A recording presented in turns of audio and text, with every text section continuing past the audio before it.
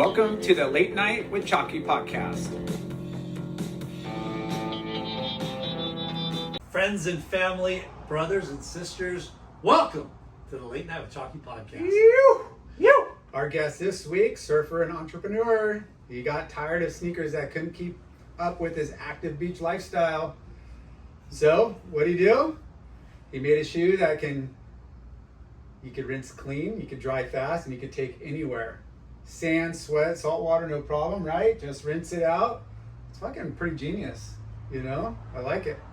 And his brand even features a trademark. I don't know what it's called, something tech midsole. We're gonna find out, but it's got engineered absorbing shock, it's rebound energy, it's got, so they're really comfortable from what I hear. And he's got us a couple pairs, so we're gonna be trying these out. I'm gonna put mine on it when we're in the podcast. I want to do a one for one test. Yeah. But man, we're just fired up to talk about your brand, CNCE Shoes. Mm-hmm. And we have right here the man behind the brand, Mr. Mike, Mental Terrorist Minor. You welcome. So we're gonna have to tap into the nickname first because For sure. We always do. And then we'll get your story, but we got a little snippet of what it meant. You're you have three the youngest of four. Yeah. And that's where like the villain origin story, I guess, kind of started. And I don't want to be villain, but yeah. So I had three older sisters. I was telling you guys, they're pretty brutal. Like growing up, catty, but just like shit talkers in the best way. Like, are they good looking? Yeah. I mean, so we all share genes, I guess. I don't know, but yeah. Like for Christmas one year, just to kind of put it in perspective, like I'm in high school, I'm just finding out, I'm not the tallest dude, and like it's time to open up gifts, and like we all pick a name, and they all like huddle around. I think I got something cool, and my one sister gets me these like lifts for my shoes, right? And this is like my fucking. Can you get Lyndon one of those? I got them, dude. I look like a baby giraffe because it's one of those things where I'm not gonna buy them, but if I have them, I'll like check them out. So your sister, you guys did a like Secret Santa. Yeah. And she got you, and she got you lifts. Oh yeah. And the rest of them are all like waiting. To fuck with you or to like. I don't. It had to have been because they all started laughing at me, right? Yeah, and it was like Denzel. I'm like looking at them. Like, okay, But so it started from like an early age with them, and I was saying like I had to learn verbal kung fu because like I couldn't like punch them or anything, so I had to learn how to like hurt them, but like with my words. So that's kind of where it all started, and it was a ton of fun. Like you're sitting on the Sunday dinner table, and it just pops off. You know? How much older are they than you? 8 years, 6 years, and then like 13 months. Okay. So one of them's more of like an Irish twin. Yeah. And we're all super close. They're all back Irish here. twin. I like that one. Yeah. But that's any sibling. Yeah. You either you're gonna slug it out with your brother. And girls, you can't touch them. So even boys get brawl lippy. with my sister. Yeah. She was such a bitch over the TV, over the remote, like. She kick your ass, or what was the age gap there? Say it again. Age gap? God, I don't know. Like 5 or 6 years, I think. Okay. But, dude, we would brawl. Like, she would scratch the shit out of me. I would freaking punch her in the arm. I was like, fuck this bitch. Yep. I'll share one more. And she was tough. When we were little, so my Irish twin and I, the two older ones would babysit us, and they'd strip us down to our underwear and put us in the ring, and we'd be doing the thing and like fighting, and she'd scratch me. Couple fights, just freaking. Just full on like slap fighting and shit, like gosh. monkey fighting, and then my older one, she would kick my ass every time. Like she just had my number, and she got all cocky. She's like, I could beat him blindfolded with one arm tied behind my back. Oh man! And so naturally, they blindfolded her and tied one arm behind her back. I got her number on that one, but that's just like so good. Yeah, it was fun. Yeah, sisters are funny. I got along with my older brother and my older sister, but Jackie, the one right above me, she and I fucking brawled all the time. I think the closer in age, the more friction, because it's like circle of friends could be similar. You're trying to be independent, but yet there's a lot of overlay. When there's a little more spread out, you're kind of like distance, and a couple of years that's kids is a big difference when you're Oh, for sure. you're in elementary or junior high in high school, whatever. Yeah. It's like a, huge difference. Real quickly, the reason why you're even here Mm-hmm. was funny because I saw Brett Simpson post the shoe, right? Yeah. And I was like, oh shit, those are cool. And then last week, I'm at Surfside Sports, and I look down, Brett was wearing them, right? Yeah, Brett Myers. And I was like, are those Caden shoes? And he's like, yeah. I go, oh, what a trip, blah, blah, blah. I just saw him somewhere, and then I remembered, I saw him on Instagram. And then he goes, oh, it's my friend. I'm like, no way, really? And I go, does he surf? Because I always ask, because we always like we were telling you earlier, part of our thing is like, we like to promote entrepreneurs, especially when they're surfers. Yeah. For sure. So that's how this all came about. But let's start at the beginning. You were telling us Grew up in you were in Huntington. Huntington, Yeah. which is a trip. Born and raised down. Well, I was born over at Hogue. Newport at Hogue, and mom and dad were Huntington like through and through. So my dad was, I was sitting and telling you a little bit earlier, he got kicked off of Catalina when he was like 14, and then landed here, and he was glassing surfboards, Awesome. wave tools with Lance Collins, and trying to just figure it out. Like What's your dad's name? Paul Miner. Paul Miner. Late okay. Paul Miner, yeah. And so, like, he was a hustler, right? He had to be. So he was out here at 14, glassing surfboards, working at George's. My mom was making smoothies when Jams was still in the back right there. So they met at George's. Yeah. She actually came in. She was from inland a little bit. Came in and got a smoothie, and then they hit it off. He, like, hit her up. And then, ironically, like, 3 months later, he was featured in, like, one surfing magazine. He used to go down to Puerto Rico all the time. He goes over to her house, and she has like a random picture cut out on her vanity thing. It's him. It's him. Shut What? the fuck up. Yeah. From a shot from Puerto Rico on one of his trips. Like the one Sick. surfing mag he was in, and it happens to be like the random picture that she cut out and put up there. It was just like what, palm trees backdrop, and then somebody, or is it just an action? Did she He was- know that it was him? No. That He goes, you know who that is, right? Bananas. Yeah, because he was going down there like way back in the day. That was like his spot, kind of. Yeah. And I guess just randomly there's photographers. I haven't seen the photo. Yeah. So I can't answer that. He's, but- he's in some little 12-inch like shorts, just modeling on the beach, or he's on a sick wave with like palm trees and rainbows. we'll go with he's on a sick wave. Yeah. Yeah. I got you, Dad. I got you. What a trip, Yeah. dude. That is such a cool. Do you have that photo? No. No. Yeah, I wish I did. I So, have to find an archive. so 14 years old, and you I don't know if he told you, but his dad passed away. Yeah, I just- Pancreatic cancer, but Paul Miner got kicked out of school on Catalina and moved his ass here by himself. Yeah, I mean, he had no choice. I was saying, when you get kicked, like, there's one school, and then when you get kicked out of that, you've Yeah. got no other option. So, And your grandpa was Crap Paw. yeah, that was the nickname he got. He was, He was a terrible grandpa. he was kind of a piece of shit dad. He was drunk. He'd make fun of him. So, like, as kids growing up, we'd call him Crapaw. My dad took care of him throughout his whole life, though, just being a good dude. But yeah, so he ends up coming out here, and he ended up getting bounced from like Huntington and Fountain Valley. He wasn't the best student, I guess, but all ended up working out, and met my mom. Is he a small in stature guy too? Yeah, well, I mean, at one point he was like a unit. He's like 5'6", and he was like a 38-30. He went on a tear, so he was like a coke machine. But yeah, he's probably like my height. And then he trimmed down and stuff. But yeah, so he's the one who I'd like growing up.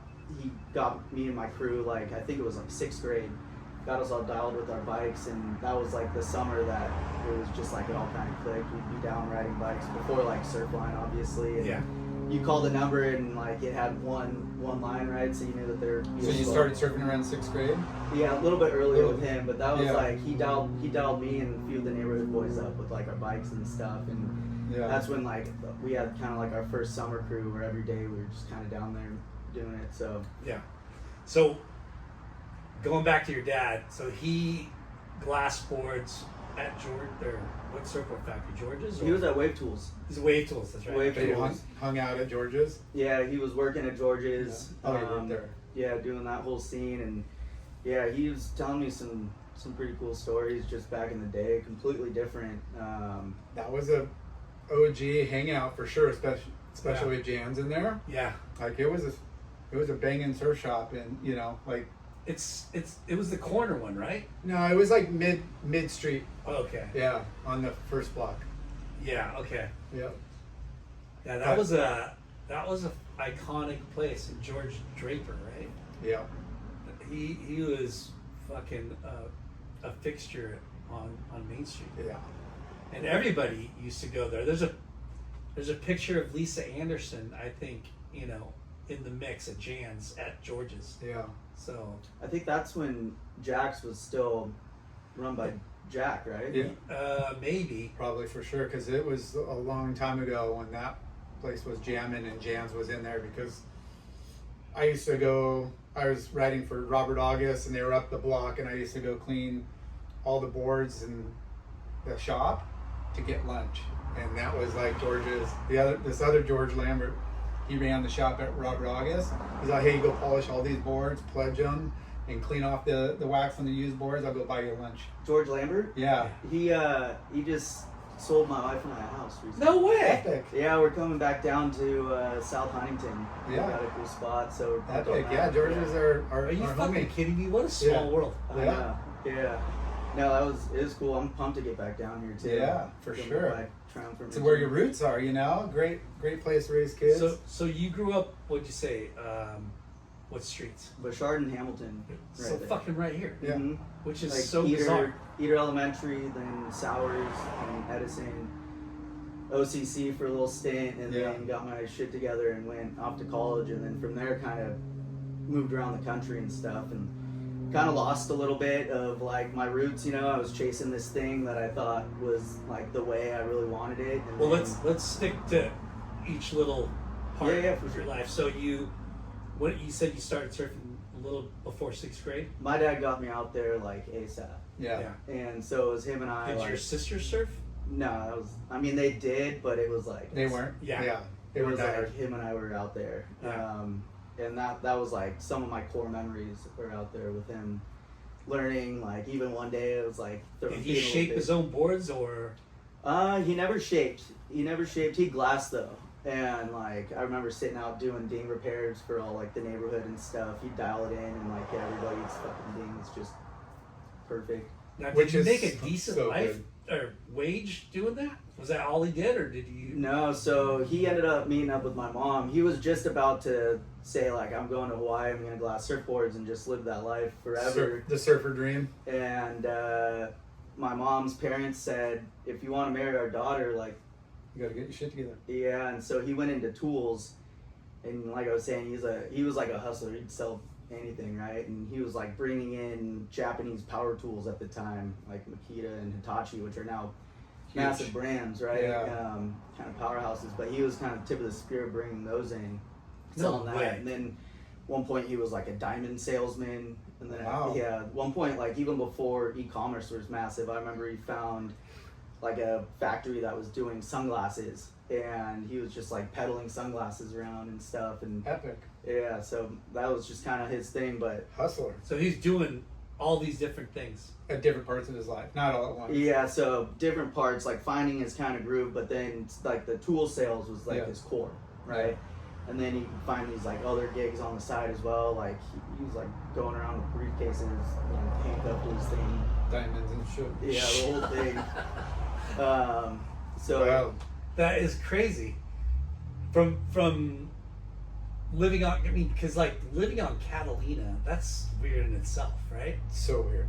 Because it's And- so small. It's so Yeah. small in one school that you got kicked out of, like, Yeah. and then to be 14 years old and fend for yourself here, and then, you know, grinding it out, making surfboards, and then, you know, Which- meeting your mom.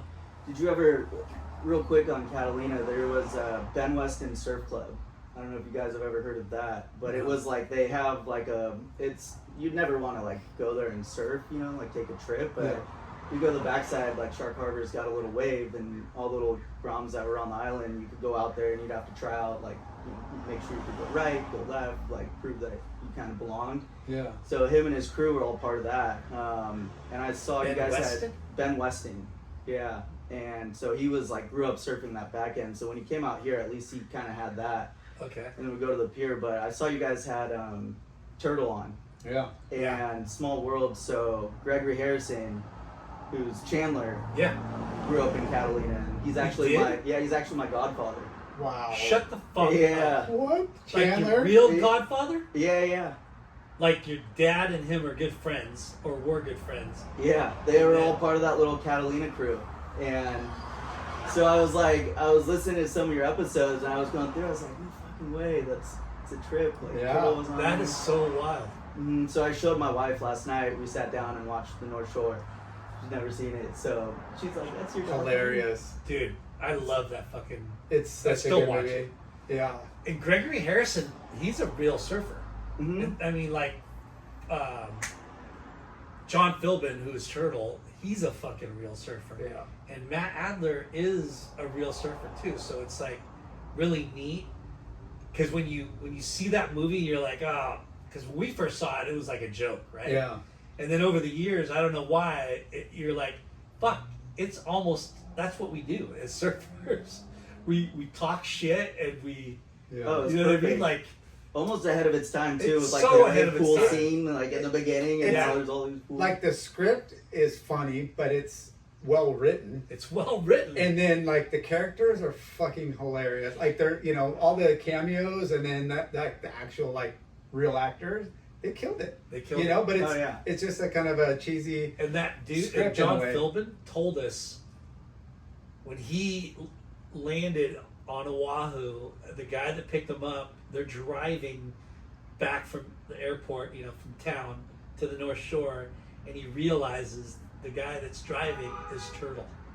No That's the shit. character that Yeah. was written, you know, Yeah, as a yeah, real yeah. person. I was just like, yeah. fuck, that is so wild. I mean, in this game, sorry to get off topic, but you know, continuing on with this is like with all the wave pools, like there Yeah. should be a North Shore 2. Part 2, totally. And like somebody's gonna be like on the world tour, you know, for sure. You know, it's gonna It'll be- happen. it it'll should a be trip. called the WPL, Wave Pool fucking League or whatever. I don't know, but it's just So that was so and long ago with wave pools, and it's like now with the wave pools blowing up, it's when I was a kid, I remember Gregory Harrison. There was like a documentary of him surfing, fucking somewhere. It was like this. It was an ABC Sportsman or something like that. Was I it? got I got to dig it up. Was it up in Washington? No, it was like in Indonesia or something like that. Of him surfing. It was like a documentary, you know, American Sportsman, because he's already an actor and everything. Yeah, he's like a full-on actor. Yeah, and but you know he ABC Wild World of Sports. Yeah. It was kind of like one of those things, and it was him surfing somewhere tropical. I think it was in Indonesia or something like that. But it was. I was like, holy shit, this is fucking cool. I'm a shitty godsend. I need Yeah. to pull that up and You check got it out. You Yeah. talk to him? From time to time, like Yeah. he's busy. I think he spends a lot of time up in Washington up there. And, Yeah. But we'll see him, and he's my godfather. That's super so random. crazy. so. What was your first board? Wave tools? If dad's hooking you up? Really? So he was on country surfboards back when they still had like that tropical Jim thing. Hines? Roger Hines. Roger Hines. Yeah, so he was getting a lot of boards from there. But I remember my first one that I got for Christmas was right when what was it? That was like the best Christmas. It was right when Tough Light first came out. It was like the first one, and it was the Rat Boy Collins model. Yeah. it was like Santa a Cruz. I was so pumped. Like Christmas morning surf. That was the first one that I went down to Frog House and picked out because I guess he went TK. yeah. Tommy went to Huntington too. So that was like our surf shop that he would always go into and like just bring me when I was a grom. And his job was like he'd go in there and just tell jokes for like an hour. And So that's like some of my memories from that as a kid. But yeah, that was my first board that like he brought me in there and I picked it out. And that Christmas morning going on those surfs, that was like The Tough Lights had a good push. They had an Archie model. They had Yeah. like quite a few like signature models. Was that what company was that? Tough Flight, but it was under Surf Tech. Surf Tech. Yeah. Yeah, that was it. And I mean, it was, you know, what was I, like 6th, 7th grade? Yeah. I don't know if I'd go one of those again, but No, but you're Yeah. you're going purely off logos and color and for sure. You're not thinking anything other than a board that looks good. Yeah. Yeah, 100%. And you live pretty close to the beach, Mhm. so you were saying how your dad got all you guys bikes or what? Yeah, so he made it a point. He orchestrated the whole thing kind of behind the scenes. Obviously, like, he loves seeing all the kids. He always looked after like all the neighborhood kids, you know. Just his upbringing didn't have like that solid dad, so he always went out of his way to make sure that he would have all the kids dialed in, staying out of trouble. So behind the scenes, he was like getting all the neighborhood, all my friends. He'd be like, one of my buddies was boogie boarding. He's like, here's a surfboard from the rafters, like, get on this. And so he got us bikes, and that way we could all ride our bikes down together and do it every morning. So Was River your jam? Mhm. River Jetties? yeah, River Jetties was the spot. They got a lot of fond memories there. Yeah. And it's crazy because there's spots from time to time, from Newland all the way to River Jetty, in between, like, you know, there could be like not world class, but like pretty amazing sandbars. Yeah, Not remember all when they the like time. dredged it? I think it was Yeah. like Newland, and they had those like 2 floating things out there. And And there's that sandbar 1/4 mile out, yeah, dredge. and that was the slab. spot for a while. That was super fun. But yeah, like now I'll kind of check if the waves are good and it's like a decent swell. I kind of try to see if you can find something a little bit in between here or there. Yeah. But yeah, to your point, like I'm up in the harbor now, so I come down and Cliffs had like a little bit of sand that was good for a minute. Yeah, well, it's Linden's spot. Shh, don't tell everybody about it. Well, it's It's funny no good how now, yeah. Yeah.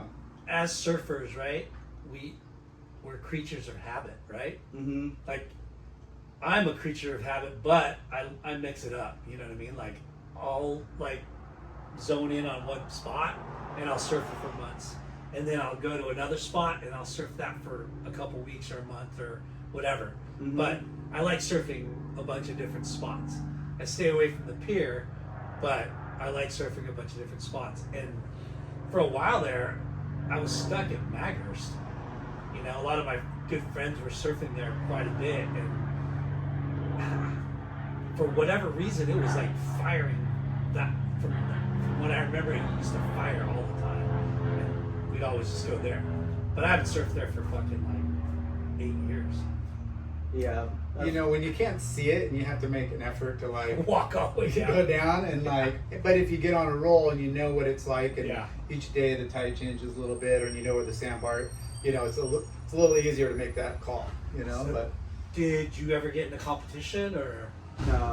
No, like that's the one thing, like I've got such like a love-hate, like I'm usually pretty good and competitive at things, and I'm like surfing, go out there and do it all the time, but like everybody was just so good and like on it, right? And it was one of those things where I just made the decision, I'm like, I don't know, I'm not gonna compete, you know? I Yeah. kind of know like where and how I love it, and competition. Who were you? Who was your posse? Who was your crew? So I surfed with a lot of the neighborhood kids, like nobody that anybody would know, at least you guys, but like my buddy Dylan, my buddy Adam was out there, and my buddy Nick. That was like the 6th going into 7th grade, Yeah. like crew that. And you went to Sowers, right? Mm-hmm. Yeah. Now, did Sowers Surf Club exist back then? Mhm. Yeah. Yeah, I did surf club, and then I ended up surfing with my dad quite a bit. So we'd go down there, and like it was, you know, all the kids were out there, and he was Yeah. out there, and then him and I were like, And it'd always be in front of like Tower 11, right? yeah, I think over South there, side? I think where the junior guards headquarters was. I think it Okay. was maybe Tower 9. Yeah. Was out there, yeah. So I did that for like a couple of years, and that's actually where I met Brett. Was Brett not Simpson, Myers. Okay. Just through, surfing team or Mhm. school club, whatever. yeah, and it's actually pretty rad because him and I, like, we have this other crew that will randomly just take really good trips together. Sick. Yeah, and he's got the name, we all called him, we went to Indo and we all call him the Swan because he's just like so effortless and like graceful, and you'll just see them like just so clean into it every time. Twinkle toes paddling. Yeah. Gets every wave that they want. Oh yeah. They're like just lean, just effortless. like ding, ding. Mhm. It's a perfect word because I'd see him out and it'd just be like, you just glide. You're like, doesn't probably weigh much because he's, skin and bone, Yeah. but he's got a good smooth style. And like, That Sauer's coach has been there for a long time too, right? Forge. I don't know. Well, Forgiani is Edison. Oh, okay. And then, I forget the guy's name. But he's been there for a while. My daughters didn't really get into surfing, but, in September when school started, they always would go for the first month or two. And then it got cold and they were done. But I that's killer that they have the club. It's not like for surf competition, but just get the kids together, healthy and get down and watch the sunrise and catch some waves because there's a ton of kids that surf. Because Mitch went there, right? Yeah. Especially like when you're that young, misery kind of loves company, Yeah. right? It's like early, it's cold, and you're like, You need Your dad was smart of like making sure your friends were able to go to the beach because then you would go because it's all about your crew, right? Yeah, At that accountability. age. Everybody would be like, "Why aren't you going today?" Yeah. Right? Like, what's But going on? because like we don't listen to our parents, we always listen to our friends. Like Mhm. like if you push your kid into surfing, they're not gonna be into surfing. You know what I mean? you Like- need kids, peers, and you need that friendship competition. Yeah. To kind of keep you riled. Yeah. He actually, Curtis McNeil, he was like a dude as well. Kind of that dynamic that I had with him. He ripped. He was like a model and rode for Quicksilver, just like the guy growing up. And he would pick me up from Eater, right? And it was that dynamic though, to where it'd be like, if it was my dad, and he'd kind of still be my dad, but he'd be a little bit bigger and be like, "Why aren't you going out there?" Right? And he'd pick me up from school, and he was kind of like that figure for me as well. Like Curtis McNeil. Yeah. Okay. And that's so true. If I remember taking out my Grom, it'd be like 3 foot, shoulder high. Oh, it's big, Oh, it's kind of gnarly. This is when, little guy. And then the next day we go down there with another dad and some other kids, and it'd be like, no complaints. Mm-hmm.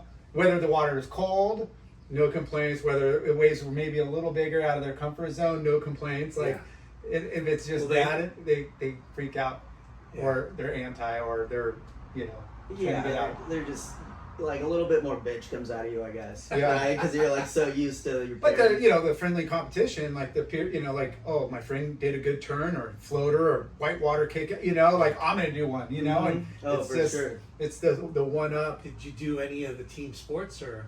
Yeah, so that was the thing. Like I was really good at soccer. Mm.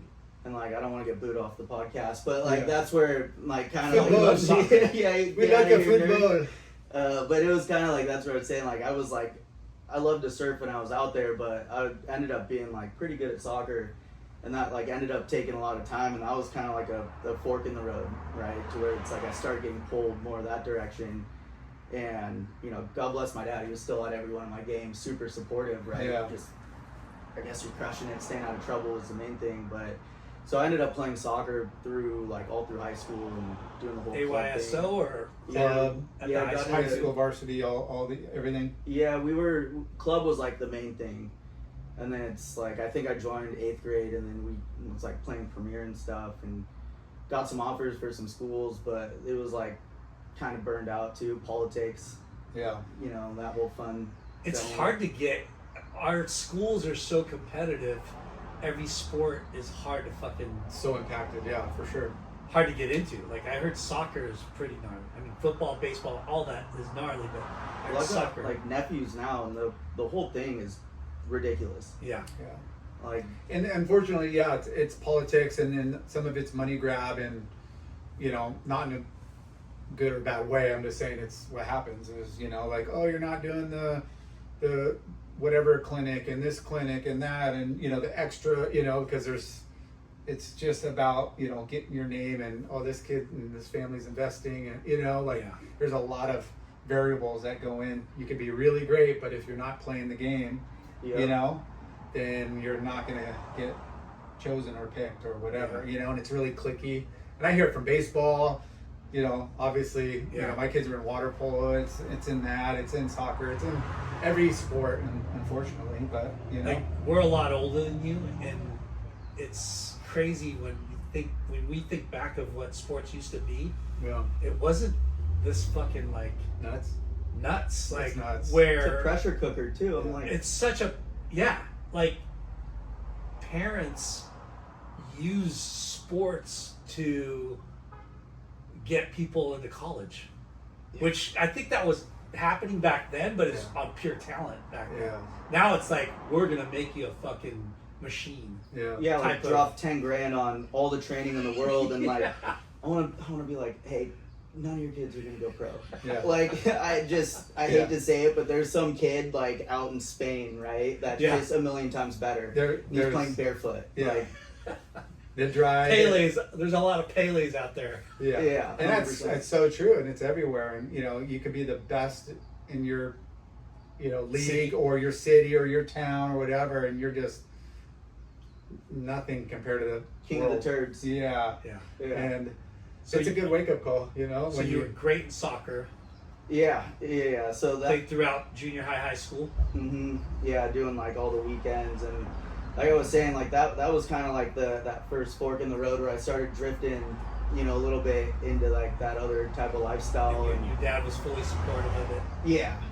As long as he's like, you know, soccer now or bail bonds later. That was kind of his little mantra. So as long as I was, you know, working hard and focused and staying out of trouble, he would be supportive, and we'd still surf all the time. Like, it was still an underlying thing, but it wasn't something that I was like, this is what I'm doing with my life, right? And to, you know, touch on sports too, it's like, you know, we talked about the college aspect, but it's the discipline, it's the multitasking, and it's the, you know, the drive and keeping you out of trouble, and there's a lot of, it's your communication and like working as team building. You know, there's a lot of good, you know, so people are investing, keep my kid out of trouble, but they're learning a lot of valuable lessons that they're not really thinking about at that time, but later, you know, in the business world, for sure, I take a lot of those different things of just. So it's all good. Everybody keep their kid in sports, keep them busy. We're not anti-sports. No.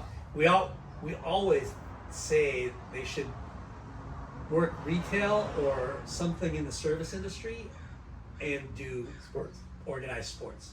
I agree with that. Because you learn so much how to interact with people, and you learn how to problem solve, and you learn how to like take criticism and fucking failure, right? Like, just ups and downs. Like, there's gonna be in sports. That's what life is. Like, you can't win them all. I mean, how to get in the trenches with a group of people, right? Like in team sports. You lift each other up, and, you know, don't back. You know, it's hard. Like, hey, you know, one guy's gonna blow the game, and you know, it's like it could be you next, and it could be whatever. So how you treat them, it's gonna come back and. You see the same people on the way up as the way down. And it's always crazy because when growing up, you think, oh, that guy's a jock, a dumb jock, you know? And sure, there's probably some dumb jocks, but the smartest businessmen are sometimes, more often than not, the best fucking athletes. Have you ever noticed that? Yeah, you gotta Kelly be smart. Fucking Slater, bro. The dude's a genius, and he's an 11-time world champion. I think it goes back to like what we were saying too. It takes a certain level of like focus, dedication, and like that discipline to want to get like better at something.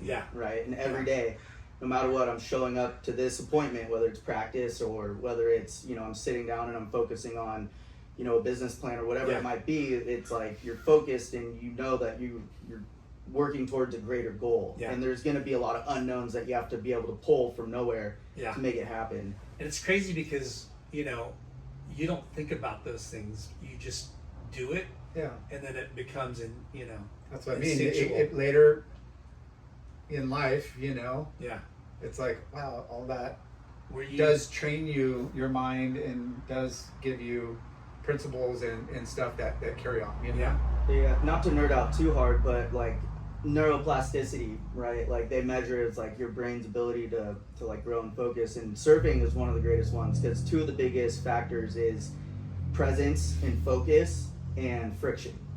Friction meaning like the challenge, right? And so like when you're out there, if you're not 100% focused and like honing in on what you're doing, and then the friction of like, you know, either taking a beating or going and it's a little bit bigger or being outside of that comfort zone, like that little equation is like kind of what helps your brain grow. So I've also looked at surfing, and especially like through a different lens now, like every morning getting out there. There's just like, I've been studying like neuroscience. Shit, by now you should be Einstein, Lyndon. For how long you've been surfing.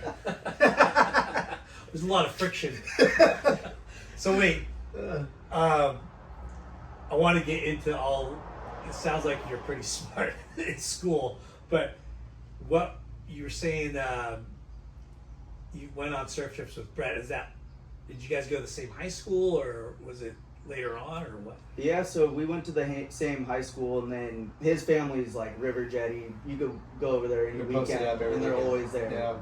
And like a couple of my other buddies and him and I, like we kind of all grew up surfing river days, and then just will randomly be on a group chat and be like, what's you want to go on this trip? Like we went to Indo right when everything was closing down. Oh shit! Out there, and that was a fun one. Like one of my buddies was he scheduled it like 3 days before his wedding, and all the airports start like closing down because COVID was just like taking them all. It was hitting it hard over there, so he's all tripping. But it was really cool because we were talking to a lot of the people, and they're like, you had to go quarantine, you had to do all this, and they're like, this is what it was like years ago. Like not as many people were there, so we were cruising around in it Empty. Yeah, that was like one of the best trips. Like core memories on that one. What year were you guys there? 2020? I think it was 2020 or 2021 because I think they had a little bit of a lag over there. Yeah. So like you had to get like a weird visa to go over there or whatever. Business visa. Was your dad all pumped on like traveling like surf trips, or was it just kind of like like surf around here? No, he loved it, like Puerto Rico, but it was like his spot that he'd go down to. But then him and I, we took a couple of dope ones, and one of the better ones, it was after he got diagnosed, but with his thing, but we ended up going to Tavarua. Oh shit! And that was like his favorite.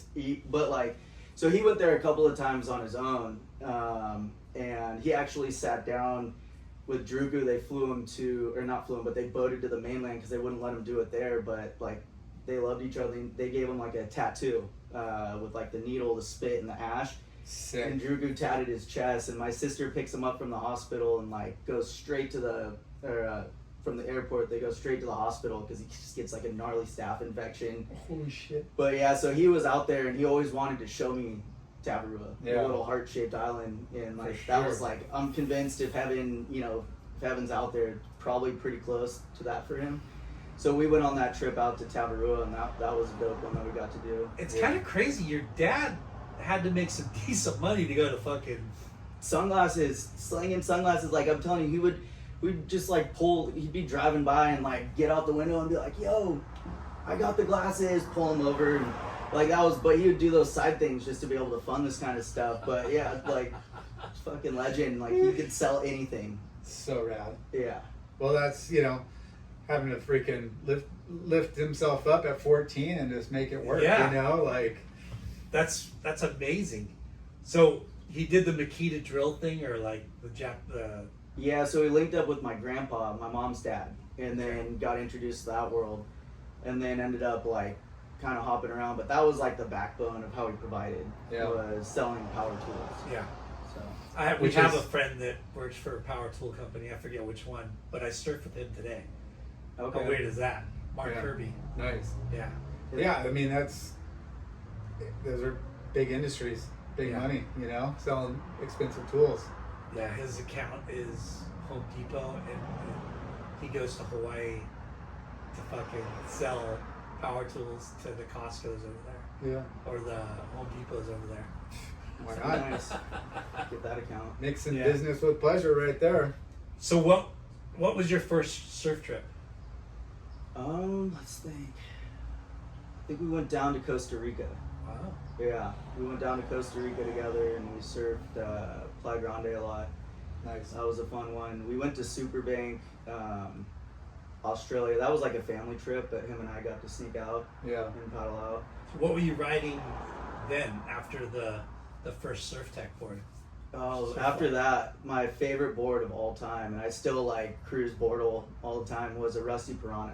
Sick. Yeah. That was the one. Those were so popular. Yeah. Like, those were. It's a fish, right? Yeah, it's kind of like a hybrid in between a little bit, Yeah. similar to like what do they make now? It's not. Is it the swordfish? That's lost. Yeah. But it's similar. It's like a performance fish. Yeah. You know, Mm-hmm. like not. How'd you get on a Rusty? Just going down to Frog House, checking the board rack, and just looking at all of them. And for whatever reason, I just liked the shape. And I think because it was just a little bit of an in between, it had a little bit more. Like it worked a little bit better out here than some of these like higher performance ones. Because Yeah. sometimes you get these like real slim boards that are meant for like real waves, and It's not like that here all the time. and you're kind of just pushing water. And so I think I got on that, and with a little bit like less rocker, I just felt that glide, and I think I was like, okay, that's the one.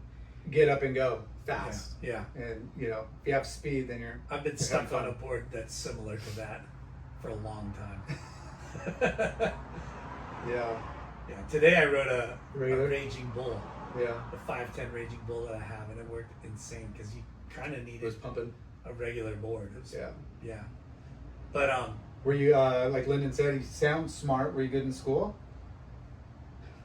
I almost didn't graduate high school. Oh, Yeah, I just fucking smart ass, right? Like I just didn't think I needed to do the homework and stuff, and so almost didn't do that. Went to OCC and kind of just Made it through. overseas get degrees, but like didn't really have anything. And then I figured out that they had this like exchange program to where if you got like an A in 4 courses, it was like micro, macro, stats, algebra, one of those things. And if you did good in those 4, then there's like a transfer program. So then I saw UCSB as like the light at the end of the tunnel. And I'm like, all right, that's something Yeah. I'll work for. before we go to UCSB, what did you do?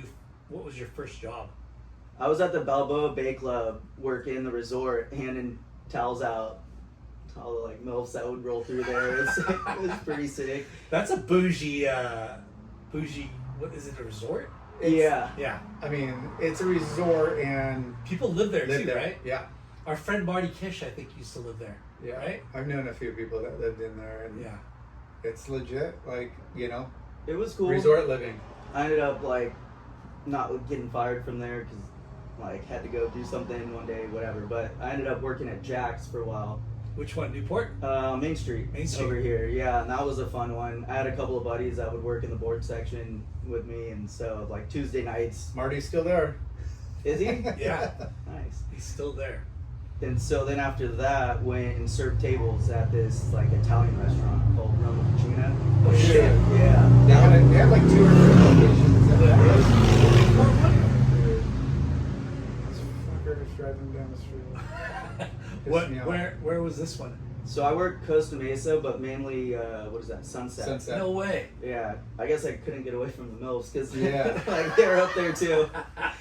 Can I get another glass of Chianti? Yeah, I'd work like the wine bar. It was Wine Wednesday, and I'd just be sitting there, pouring wine for everybody, and Yeah. that was a fun gig. But Roma Cucina had its moment. Like it was fucking it was the the spot. spot to go to. Oh yeah, Yeah. it'd be slammed and Yeah. and I Because it remember- started off in Sunset first, right? And then they opened the ones in Newport, right? yeah, then Up like the the- Costa Mesa Yeah. right there, and then I think they did one in Fullerton and like Laguna. But Costa Mesa and Sunset were the spots. Yeah. Did you work both locations or? I would work Costa Mesa. Yeah, I'd switch between the 2 of them. Yeah. But that was fun, like walking out with a grip of cash. Yeah. Yeah. Kind of young. You're like, all right. And that's So so. waitering and bartending, that's kind of Yeah. for a surfer, for anybody really, but for a surfer, it's the perfect fucking job. Yeah. And, the whole tip thing is like, it's revolutionary when it comes to like a kid of like, okay, I'm getting my whatever an hour. And then all of a sudden you're like, you get those first like couple payouts of like tips and you're like, oh shit. And then you watch the veterans there hustle and work and how customer service works and the service. And it just turns on a light bulb of like, Yeah. holy Then you crap, get your there's- regular customers that, you give them the service that they like. Yeah. They just fucking The hook it up. regulars were up in Sunset, right? And like you're saying, you get their tenancies and Yeah. anybody who's really good at what they do, like I'll sit down and watch them and ask Yeah. them questions, and like the people like you were saying that knew how to turn tables and like all at once, and Yeah. they knew how to upsell and all that kind of like it's Fucking- impressive. It's It's definitely like you know, a skill set. it looks, you know, like, oh, it's not this, you know, high end like profession, you know, because it's, you know, you're a server at a restaurant, Yeah. but like But where you're we making just as much as a college fucking. oh for board. sure where we live and the amount of money Yeah. at a lot of these restaurants, even, you know, like that's not a 5-star diner or, you know, restaurant, but yet they can make like Yeah. 5-star tips and money. The food was so good that you got great clientele, Yeah. Yeah, right? and The I think ambiance, the food, the wine, you know, like I they mean, have a you really guys good- are in like sales, right? Yeah. Like background. You're a chameleon. Every table you have to read them on the spot Yeah. and know, do they want to talk to me? Am I supposed to entertain them? Am I Yeah. supposed to just drop the food off and do a good job and fuck off? Right? Yeah. You're making all those nonverbal reads. Yeah. Yeah. Are they all at needy or once. not needy? Or they just having they're fun amongst themselves and they don't need me to like. That's what Huntington Surf and Sport for us too. Like working retail, that's the same thing. Where does this person want me to like show them how to put on a wetsuit? You know what I mean? Or does this person want me to like show them how to wax up? You know what I mean? Like Right. it's Can I help you find your size so you don't tear through the Yeah. t-shirt stacks? You ever get the people that go to like try them on and then they start sweating and then they're in Oh. there for like a minute and you're like, you all right? Yeah, It's yeah. like all the mirrors are like steamed up. Dude, summertime. It was There's so many. I remember a couple times where couples went in there and they were doing it. I swear. I bet. I was just like, are you freaking kidding me? Like, get the hell out of here. You Yeah. know, like, It, because that last, remember the last dressing room with or the the, cave. yeah, Yeah. with The drop down. yeah. People would go in there, you'd be like, oh shit. I'm like envisioning the cave. What is it? The Playboy Mansion? No, wherever it's like- everybody goes in there. Do you remember going to Huntington Surf and Sport So- back in the day? Yeah. It looked like Disneyland. They had like had, the wetsuit room. The O'Neill cave was like where the wetsuits were, and they had like a octopus water tank, right? Yeah. It And looked like a fucking cave. yeah. So Anyways, there's dressing rooms in the last one he was referring to. It's kind of like it's a good sized dressing room. yeah, there's like 4, but this one's oversized because it has storage above. There was like a ladder that pulled through the ceiling, like a step through, so it was like oversized. Yeah. And somehow, It could hold a couple people. and you know, it's summertime, and sometimes freaking people get hammered, and then go in there and just, you know, Hang go out. at it. Yeah, the shit we saw back in the day. So you did some jobs on Main Street. You were Mhm. Jack's, but Roman Cucina, fuck, is it still around? Yeah, It is. Different owners. Not the one in Sunset though. Is that still around? Yeah, that one's Oh, it still is. cranking. Okay. I just drove by it, I think a couple days ago. I mean, the sign's there. Yeah, Yeah. killer. It's a different vibe for sure than when back in the day it was a lot more lively. You kind of had a little bit, like, if you want to go out and be in a little bit more of a scene, you know. Yeah, yeah, But the food's still super good. We'll still go there. yeah. Nice. I'll have to go by there again. Yeah. I haven't heard that name On Wednesdays. pop up in a long time. Yeah. Wine Wine Wednesdays. Wednesday. I don't know if they still do Martini Monday, but that was another one. Yeah, those nights were like you could just see it, kind of the teeter-totter going like this. Yeah. Couple people, Yeah. you know, getting walked out of there and stuff. But It's crazy how some of these places have regulars, you know, like almost every fucking night. Like what do they do for a living? And holy shit, they can drink a lot. Yeah. But like, kind of like creature of habit, like you Yeah. were saying, I love having my spots. Yeah. Yeah. You know, like where you walk in and like people know you and it's Yeah. warm. And it's most likely like they live right around the corner, you know, and it's like, Mhm. you know, you don't want to have to travel. You don't want to have your little neighborhood like joint to hang, whether it's a bar or a restaurant or, you know, like, yeah, your comfort zone. So you graduate high school, you went to OCC, and then you're talking about a program. You've got all A's Yeah. in the 4 different. So I remember getting the acceptance letter, and I was with my girlfriend at the time and my mom, and it comes in the mail, and I open it, and I'm like, oh, I'm going to UCSB, and my mom looks at me dead in the face. She goes, you're not smart enough to go there. And my girlfriend's face looks like her dog just got put down. She's just bummed. Basically like, see you later. What? And yeah, from there it was just like up in UCSB. And that school, I don't know if you guys have spent time up there or like back in the day or whatever. I mean, it's just like this utopia. And we lived like all the way far on the main, like DP, junior and seniors, like kind of one of the main streets, but that was the closest to get to Sam's, which was that little area that you could surf at. Yeah, I And love surfing sands. Yeah, that was like every day, like my housemates and I would go out there, and it was just like the perfect thing because you didn't have to really join like a frat. Yeah. You know, like didn't have Greek life, and it was just. What was your major? I did business econ. So math was your strong point? Yeah. Like, you know, to get in and like, you know, economics is not Did easy. you get a scholarship or?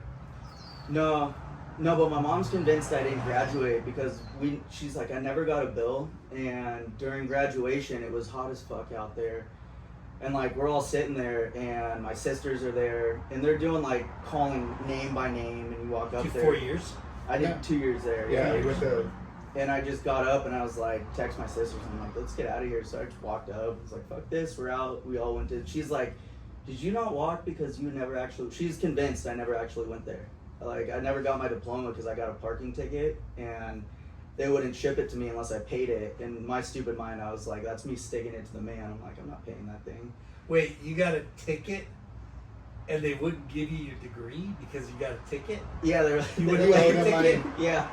So they called me up. So like I would just, I don't know, like I went there, had fun, did what I needed to do, and then Yeah. I was out of there. Like interning shortly after, I was like gone to New York, you know, starting that chapter. But wow. So, your experience at UCSB, the Gauchos, right? mhm, Did you surf quite a bit, sands? mhm. Sands. There's a couple other spots that would get super fun. That like everything's like within a mile radius, so it was kind of perfect. Yeah.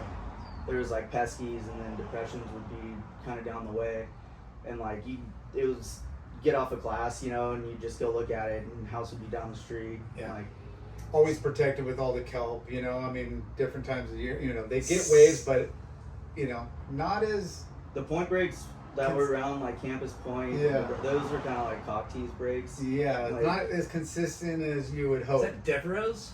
Devereaux's is on the north Yeah. end. Like on the way to Sands. Yeah. Yeah. Yeah, Sands is on the other side of that kind of headland, right? To the Mhm. north. That's Sands actually- is so fun. Yeah. It's like the well, killer's little beach break, and it's got a little bit of reef to it too, right? yeah, it was Yeah. soft though. Soft break, yeah. Like you could hit it, Yeah. right? But it was the most consistent. Yeah. So it was kind of just like a no-brainer. You can head out there, and there'd usually be something. Yeah. And actually, at UCSB, my business partner like started kind of this first idea. Maybe it's a good one, maybe it's not. But wetsuits were getting stolen, so invented like a wetsuit lock. And that's actually like how him and I like circled back on all this stuff. But he started that. He abandoned the patent, so it's like out there now. But like, yeah, that was one of the first things that he noticed is like everything's Kind of like a bike lock loop through like the arm or the Yeah, neck. we'd like hang it up, and then it would go through, and you could lock it to like a fence or whatever. So, and then we ended up looking at it again, and we figured out that like, I don't know how big the actual market is Yeah. for it, because when you get down to it, most people like it's like it ends up being like a very niche type of a Very a niche. need. Yeah. Yeah. And most people are like, dude, I'm not hanging it where it could get stolen anyways, you know? Like, Yeah, so at first you're like, oh, cool, and it was like very relevant to us, and then that's my business partner now in the shoes. We ended up circling back on that, seeing if there was anything, ran it to the ground, and then kind of pivoted and found this along the way. But yeah, I was just gonna say you have we have a friend who started Colby Plus, Robert Colby. I was listening to that. Yeah, he's So he's a gaucho. Yeah, He looked super at, impressive dude. Super impressive. Like Yeah. Quicksilver Yeah. president of the Americas. yeah, he's been at Quicksilver forever and then went out and did his own stuff and yeah, he's got Rips. yeah, Yeah. super talented. Yeah. Golf, surf, I got 2 new suits, yeah. just to let you know. Whatever. This guy. But That's it? You didn't ask for 4? no, I didn't. This guy's a unicorn. So, okay. So you graduated But you never got your degree. Technically, it's Did you ever get it? somewhere. No, You still haven't gotten still it. haven't gotten it. Are you going to? I mean, at this point, Yeah. I don't know. I don't even know if they charge like late fees on parking tickets. It's probably like a few grand right now. I feel like you owe it to yourself. I'd just reach out to see like how funny it's like. Yeah, you guys never mailed it, and I forgot about it, and just see what they say. It would be a good story to have. I probably should. Right? Yeah, and You just be should. like, from what I remember, like you guys were gonna mail it, and just play dumb. Yeah. Like I couldn't make it to the ceremony. I wonder what they are gonna say. Like, what are they gonna? Yeah. When did you graduate? What year? 2012. Shit, that was a long time ago then. Yeah, Yeah. 36. Statute of limitations, dude. Yeah. Yeah, but yeah, as long as there's not any late fees on that shit. Yeah, call yeah. them up. Yeah. I got a library book checked out. It's I got a $3,000 bill. Did you ever surf Rincon? Mm-mm. Are you goofy or regular? Goofy. Yeah, same here. Yeah, that's kind of like. It's not close. It's not close, and I'm super bad. I'm like a creature of my backyard. Yeah. Like everybody gives me shit. They're like, my buddy lives in San Clemente and he moved from San Francisco. That's where he's staying out. He's like, dude, you never see me. Yeah. I'm not driving down. So, So- sorry, dude. Don't mention it. So from UCSB, you said you moved to New York? Yeah, so I was like interning with this financial consulting firm, and I graduated. They bring me on full time, and that's when I started like going down this path of I wanted to be like wear a suit. I started doing this a little bit, and I was like, I want to go to New York. So they moved me out there to open up their New York How did you office. find this job off a job listing or? So I started as a driver for the owner of it, just driving them around LA, listening to calls and stuff. And then naturally, like I was saying, like if somebody's good at what they're doing, like I'll listen and took an interest. Then I went back to school and was doing just like data stuff, just researching like hit lists to go reach out to. And we worked with like a lot of private equity groups. We did like a lot of like big corporate clients, that kind of shit. And So wait, this is after you graduated? so yeah, junior year, summertime was driving, and then Driving what? Like, it was like a 7 series with the back all studded out. So you'd be back there, and then I'd be over in the front driving around. How'd you get that gig? So it was family friend. Okay. Yeah, and I almost killed him the first day driving. Like the nav was all fucked up, and we're late to a meeting, and I'm like, well, we're not gonna miss it, and just did one of these, and like I almost got fired like first day of that, but so yeah. you were like a chauffeur. Mm-hmm. Okay. Yeah, and it was For like car service. no, it was like part of the. It was like basically yeah. So it was basically like I would be able to drive him. So it was a good family friend. It was actually my brother-in-law at the time, Yeah. and he was doing that getting started, and that's where I took an interest of like what's the corporate world all about, and that's What where a like trip. picked it up, and like I said, it was just kind of like So this client that you drove that almost killed. Brother-in-law. so that was my brother-in-law at the time. Okay. And he was doing all that kind of stuff, and that's kind of where I got introduced to like the corporate world and all that, and it was interesting. The gig was pretty wild. Like we would basically we were a small like boutique firm but had massive clients, and when I like went out to New York, my job was basically I would find CFOs, like senior finance and accounting people, and basically negotiate an hourly rate with them and lock them in, and then I would turn around and I'd go find like a private equity group that just bought a company, or like Time Warner, I think at the time, was doing a carve out, and so I would negotiate an hourly rate with them, and then we'd keep the spread. So it was a hustle, and it was like you kind of killed what you ate. And so like I went from surfing every day at UCSB to getting my teeth kicked in by like these Harvard MBAs, Gnarly.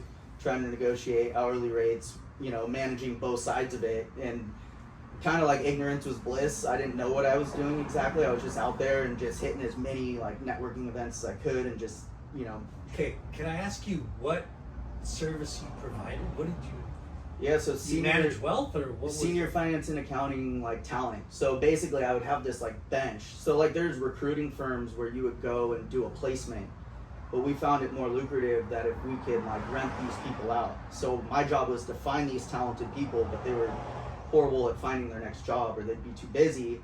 And my job would be to go be like an agent for them. So I'd then go to all these networking events and find them their next job, and it was my job to keep them busy. So like if we So were you're like paying, a headhunter. but on like an And- hourly basis, And these guys were like freelanced. essentially. So you're yeah. kind of hiring, you're the middleman for freelance operators, like. And just kind of like brokering. But them you're charging them here, and then you're negotiating with the freelancer, and then you're making the money in between. the spread. Yeah. spread. So like. Fuck. If it was so like a private equity group would buy a company and they'd say like we need an interim CFO, and so I would go, if I didn't have them on my bench or rolling off a project, I'd have to go in my network and find somebody that was available that hit them, and I would say like we'd be like, we could pay you $150 an hour to do this job. I'd turn around and say, I've got a couple of guys that could start tomorrow, and it's going to be $300 or your $350 an brother-in-law hour. was doing this? Yeah. Okay. And And so then he got you into it. He showed you Mhm. the ropes. and then I What said a fucking weird job, Yeah, right? Like right? what a Like, weird.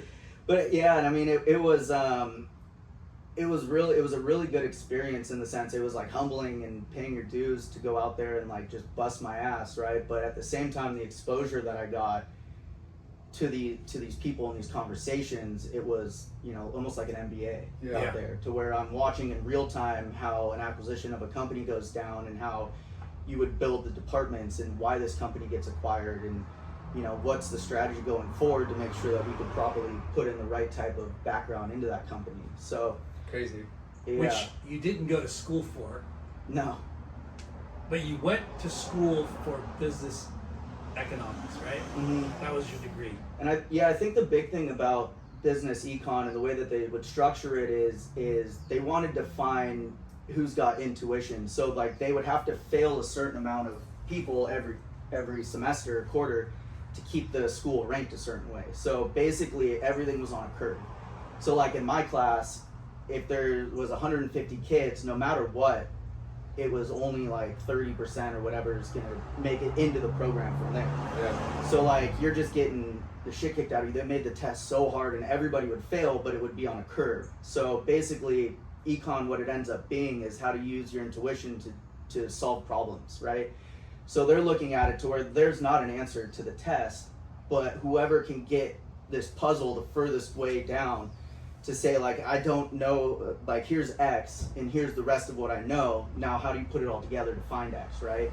And so you're doing that. So that's I think the skill that came out of it is I just sit down at this desk and I'm in New York, and it's like I know that I've got, here are my fixed things that I have, right? And now how am I going to go put this together, right? What events do I have to go to? And so I'm pulling all these things out. So the job took you to New York. Yeah, I told them I wanted to go to New York, and they said, you've got a month. And so next thing I was living above a subway in like Spanish Harlem.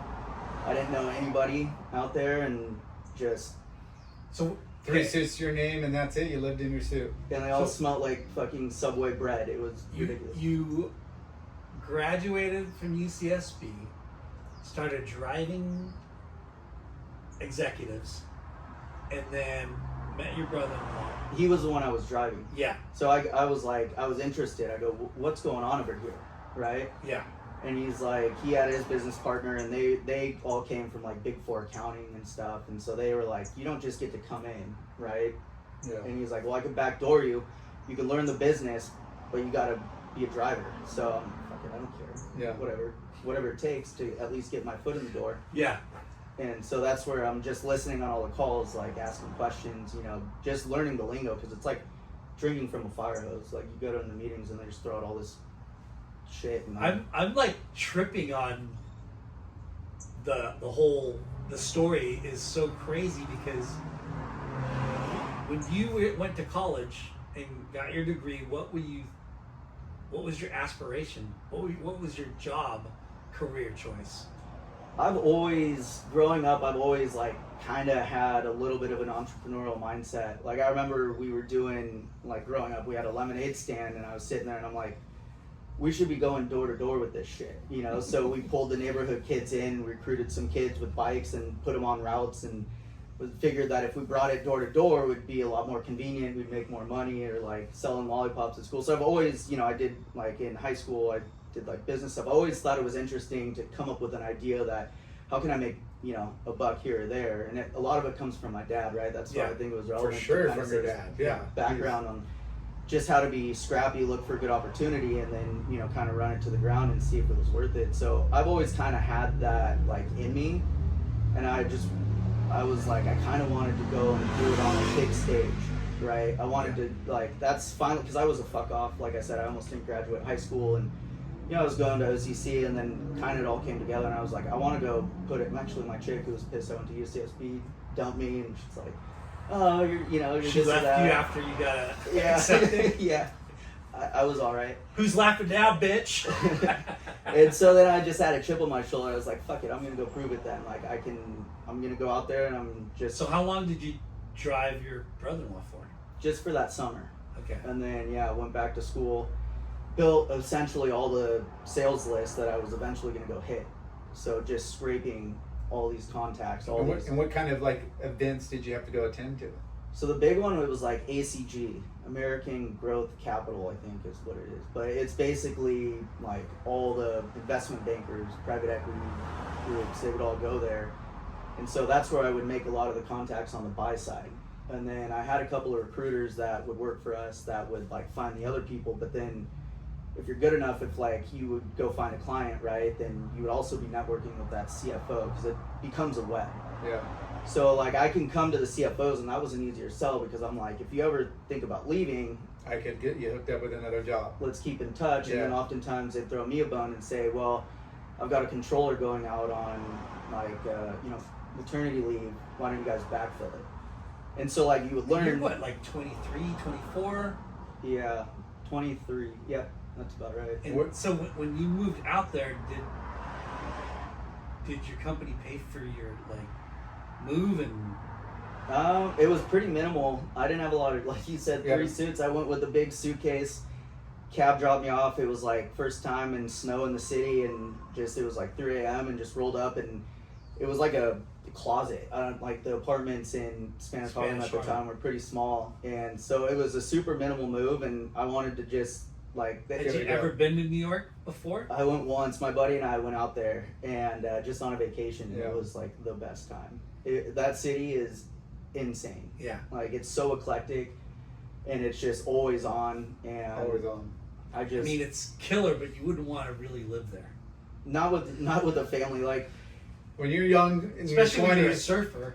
you're you know? young in your 20s, and you know you're going after this, you know, essentially dream job. You know, it could be a Yeah, dream I thought- job. You don't know, but you have no overhang. Like it's just So work you're- as much as you want and party as much as you want, and So your leads, where did you get those? I would just have to generate them all myself. So that's where it's like I didn't know. Like I knew that there was events I could go to. I would cold call. I would go on job It's a whole boards. like, you know that death. Is it Death of a Salesman? The Glennery Ross. I've seen You know it a what long I'm time talking ago. He's like, put that coffee down. Yeah, I didn't Copies get- for Closers. Yeah. That's the movie. I didn't get fed leads though. I just had to figure out where they would come from. yeah.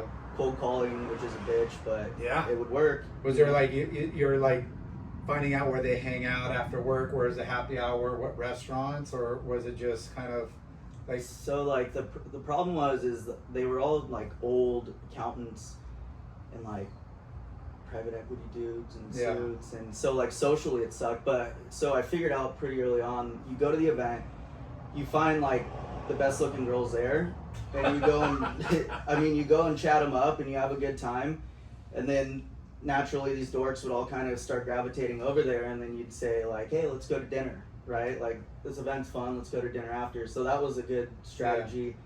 And so like that would work, and like I say, it's always about like reciprocity. I can never say that word, might be right or wrong, but if I always tried to look at, especially with a lot of the people, like what else could I give, like I was saying with a lot of times with the CFOs, like how could I help them as well? yeah. Right? And even if it's staying in touch with, instead of just like hitting them up for just sales only, it's like my job was to then stay in tune with like the market or the trends or what's happening here to have So it's almost like a recruiting /HR sales. /firm. Yeah, exactly. It was. He's offering those services, but for them it's sales. For Yeah. your business side, it's like I'm buying over here, I'm selling over here, but yeah, where you're looking at for sure, it's you're covering what HR needs, and as far as hiring specific people for specific jobs. Yeah. But like, and it was speed to market. So like a lot of times CFO leaves, HR teams like kind of out of touch a little bit. They're good at recruiting some of the lower level stuff, but we had a real like niche and reputation for finding the right people. And so like you went to the mecca of business too, right? Because like there's certain cities in the country that is that mergers, acquisitions, and whatever you want to, whatever those words are. Right. You know what I mean? Like where business finance just keeps moving. Yeah, business, finance. Like, people move and business moves, and it's New York, San Francisco. There isn't a lot of places, but you went into the fucking lion's den of it all, right? Yeah, I figured like if I could, the old cliche saying, if you could make it there. Yeah, so that's where I went. Actually, I ended up in San Francisco. That's how they pried me out of there eventually, is they're like, go open our San Francisco office now. So wait, you went there and opened up an office, or you went there and networked and then opened up an office? Opened up an office. So like boots on the ground, and I worked with one accountant lady who was a little bit older. So like I could go in, and my job was to network, be the energy, bring everybody in. And her background, she was a consultant for us, but she knew all the technical stuff to give a lot of the credibility that I lacked. So we were like a dynamic duo. And when I say dynamic, like it was like nights just her over my shoulder, like having me correct word for word on a resume, that kind of stuff. But really taught me the discipline of like, if you want to work with the big four and these big accounting firms, you need to be professional. Yeah. Right? I came and I had a bunch of slang, my writing was loose, and so she tightened it all up and like really kind of took me under her wing from that standpoint. And where she lacked, I was good at going out there and networking and bringing all these people in, and she was there kind of giving me the credibility, and then going in and specking the jobs out, because like you could put one person in, right? Like if we put a CFO in, the best jobs that we would do though, we would then stack the next 2 or 3 tiers under. So you've got a CFO in there, and then he's kind of your capo, right? And he's like, hey, I've got these projects coming up, get these people ready. So at any time we'd have like a project with like, I think we were doing Tough Mudder that run, just building out this whole program for them, and we had like 10 people out there, and they're all in there billing per hour and just kind of grinding.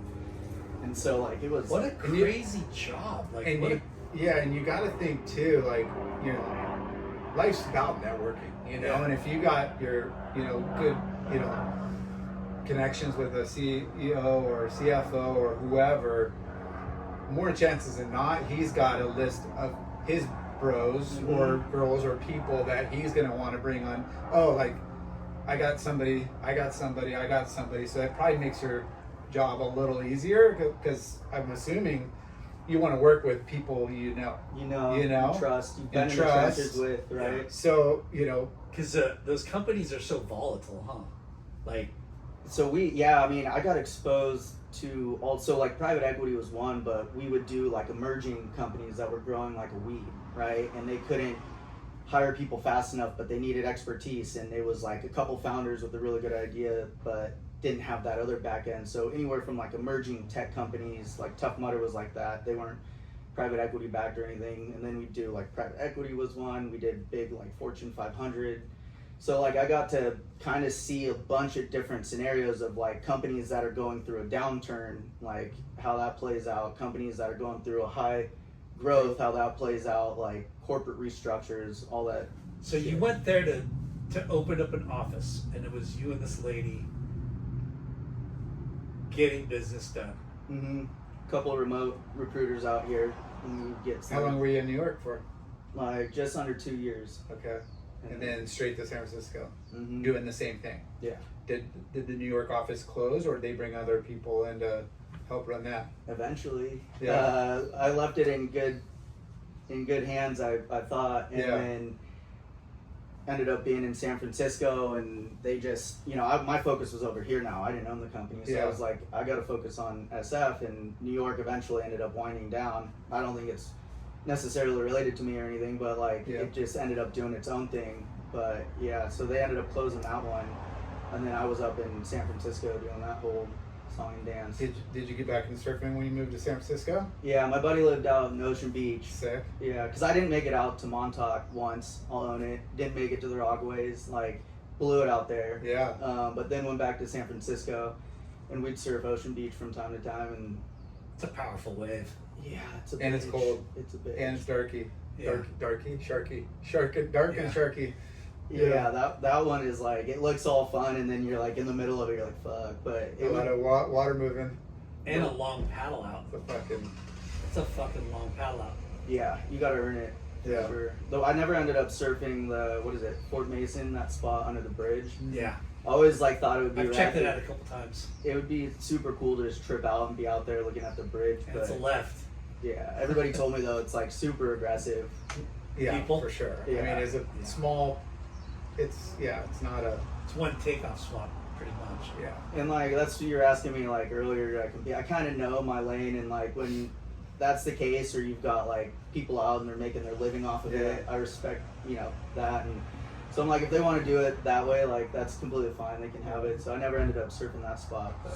So you moved to San Francisco, opened up an office, Doing the same thing. Mhm. doing the same thing. Now, did you when you say open up the office, like, are you negotiating the lease, finding the spot, like all that, like? So I was in on that one. Okay. That one had a person in place, and it was Wanna going grow it. it was going a little sideways, and so they're like, we need you to go out there and see what's up. So I ended up going out there and kind of taking the baton, and that market is tough.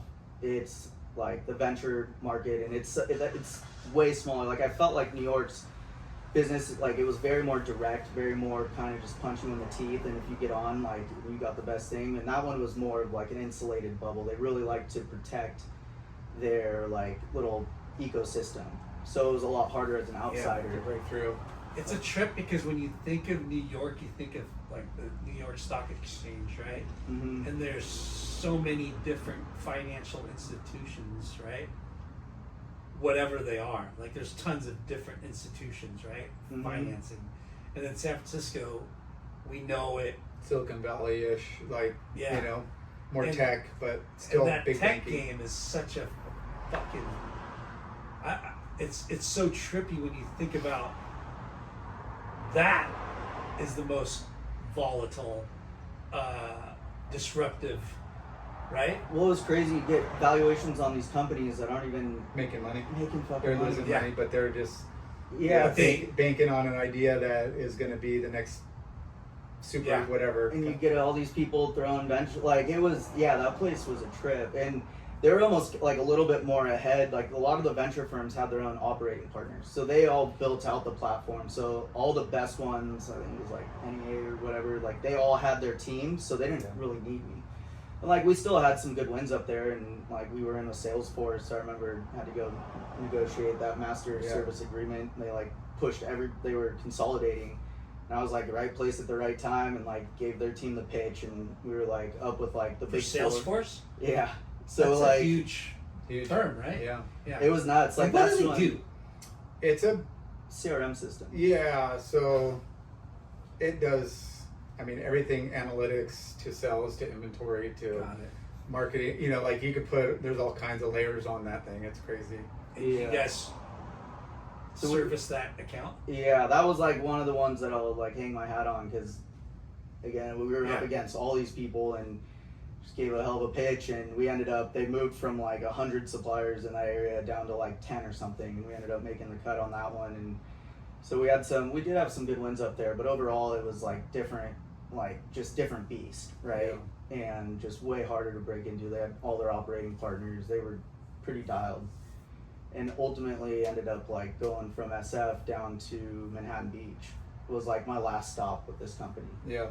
Um, So 2 years New York, or almost. How many in one up in San Francisco. Okay. And then like this is kind of like where I'd say like I started realizing like I want to start getting back home. Like I was moving away from serving a lot of Were my you making roots. good money?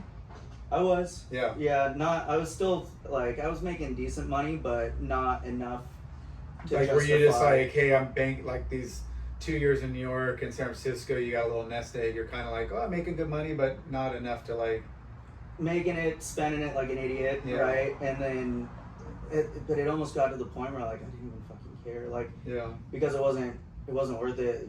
They say like every 8 years you kind of go through this like different phase of your life, right? Which makes sense. And I think I hit it, whatever that thing was, and it kind of clicked. And I was looking at like started understanding more about like how private equity operates, right? And like it was cool because there were clients, and at the time I was like, oh, it's great. And then you start looking at the bigger picture in the ecosystem, and you start looking at all these different things, and like the finance world, you know, that lifestyle. Like there was a lot of like country club like type of stuff, and you know, I kind of like being a little bit more of a hood rat. And it just ultimately, like, it just started, like, that's kind of when it was like, this just isn't really me. And I don't know, a lot of people are like, you can either be family man or career man in this industry. And I'm like, family guy then? Like, hey, you guys can keep it.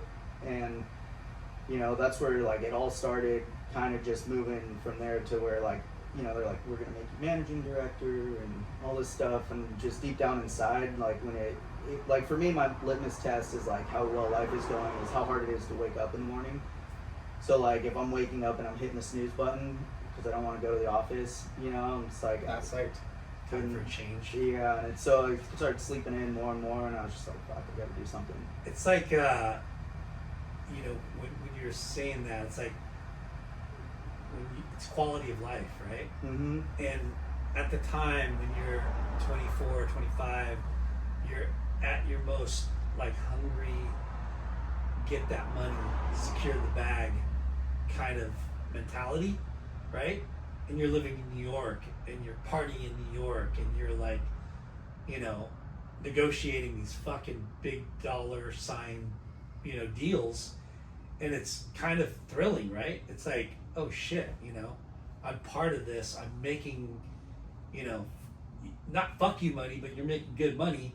And then, oh shit, I go to San Francisco, you know, like you're kind of like surpassing what you envisioned for yourself, probably.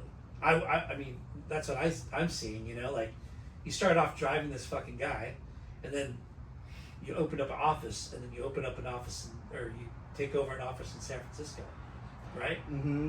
But then when the music stops, and you're like, what the fuck am I doing? Yeah, it's like the dog chasing the car, and then he finally gets it. Yeah. Well, I mean, everything looks. Everything looks all warm and fuzzy and killer on the outside, and then you know, you look at, you know, like, oh my gosh, that's the corporate world, and it's got a lot of like great appealing, you know, money, this, that, you know, lifestyle, being around all these people, and then it's like kind of once you're in the grind, you're doing it, it's just kind of like you lose that honeymoon like luster, and it's like you either have that and that's what you want to do, and then, or you got to the crossroad like where you're at, and you're like, I think I got to make a change. Like that's normal for most people, you know, going after careers. A lot of people change. A lot of people think that it wasn't what it was all, you know, hyped up to be. So Manhattan Beach, you're doing the same thing, same company? Mm-hmm. But I wasn't. That was where our headquarters was. So finally, like I'm kind of winding that down. Lived in Manhattan Beach, then moved to Porto for a little bit, which was cool. Started getting back into surfing a lot more, and that's kind of like where Manhattan Beach is a bubble, right? And the more and more you look around, it was everybody's in their, you know, their Patagonia shit. Same with San Francisco and their vest, and everybody's got their uniform. Yeah. And like growing up in, like, what I loved about New York and like what I love about Huntington and stuff, it's like more expression, like a little bit more counterculture. People can kind of just be a little bit more free. You didn't have to like try to necessarily fit in. And so it's like everybody starts knowing each other, and so that's where it all just starts kind of just really going sideways for me. It's like from my like soul, right? And then of course I've got like my dad's little whisper in the back of my head. I've got my sisters down here like starting to have nephews, and I'm like, fuck, I need to go home. Like this has been a ride, but I'm not gonna be 50 years old doing this shit, you know what I mean? And I'd rather find out now and just pull the ripcord and go. And what was the did you pull the ripcord without anything on the books for like the next job move, or did you have something that pulled you away? Yeah, I ended up having an opportunity down here with this like wearable tech company, and so Like, what do you mean wearable? going Like, little cameras, and I ended up coming in house like here. So finally, it went from like sitting kind of looking down like more of like an ivory tower type of a role, and like I always, like I said, I always wanted to like build something, and that was an opportunity to go in house somewhere and start applying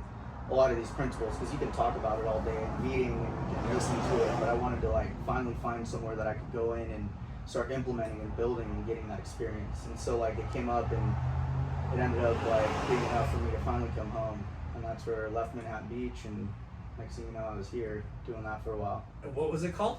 It was called Opkicks. fuck. You know Opkicks, dude. Mugs? Mm-hmm. Yeah.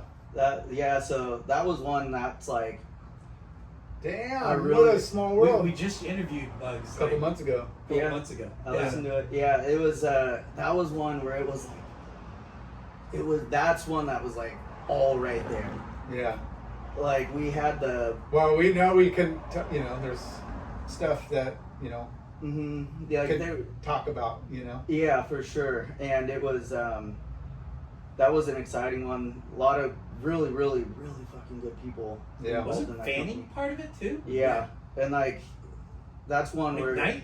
Yep. Yeah. Yeah, it was the perfect example of like everything was right there, right? And like it was a sick product. The Sick team was all product. right Yeah. there.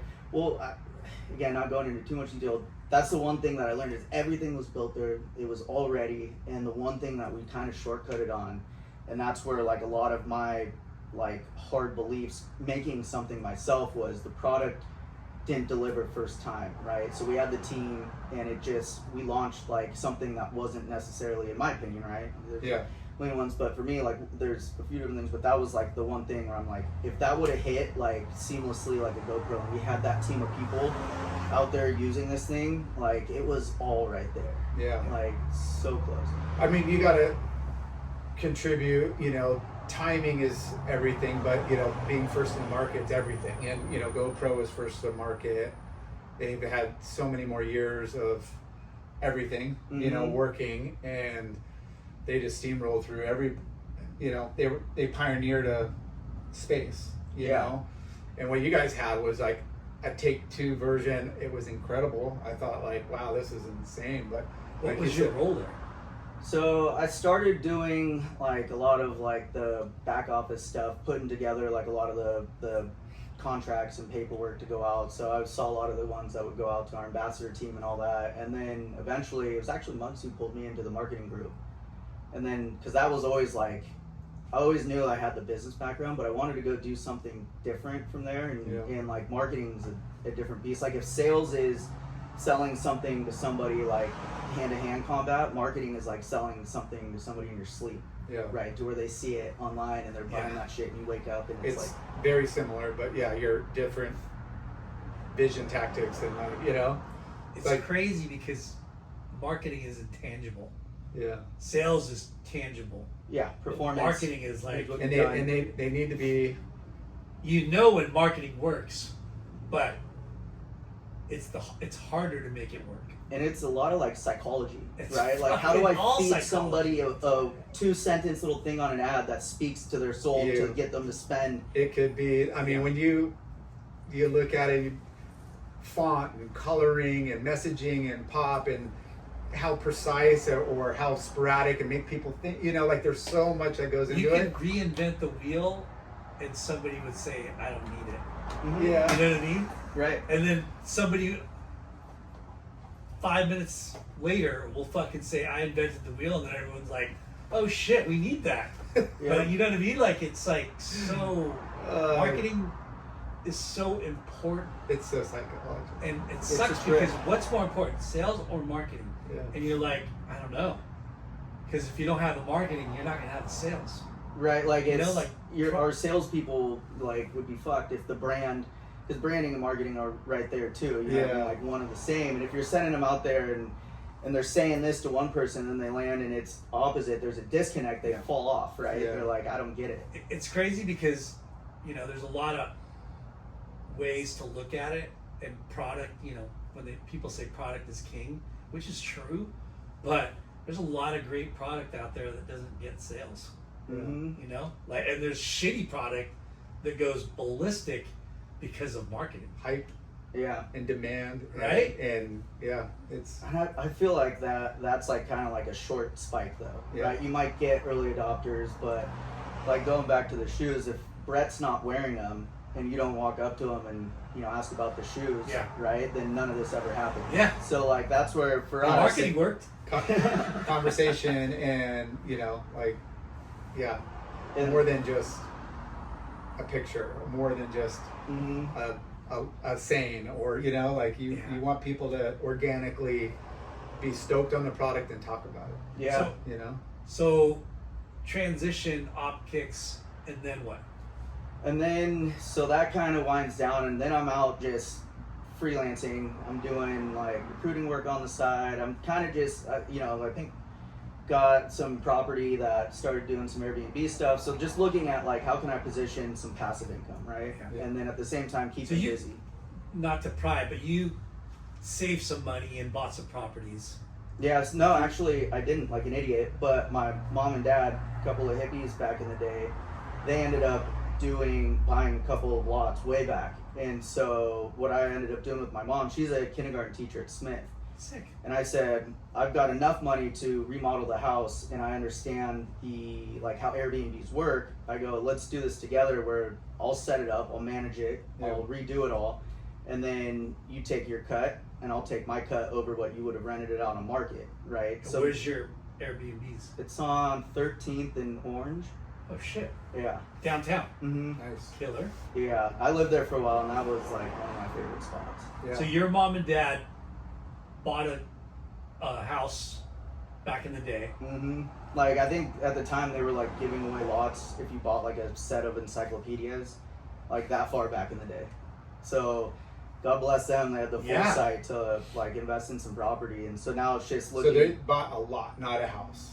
A lot is like, so they Yeah. bought like a lot here, and then they've got like one door down, they bought that one, and then there's like one more. So my Nice. mom lives down there in one house, rents one out, and then The her ones and I that do are- that one on the other one. Awesome. Yeah.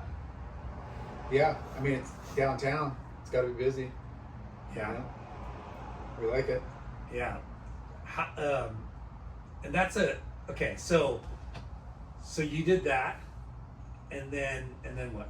Yeah, so just freelancing, just selling my time. You know what I mean? Like every time I leave the house, I got a little 8-month-old, and I go, Dad's got to go to work and sell his time.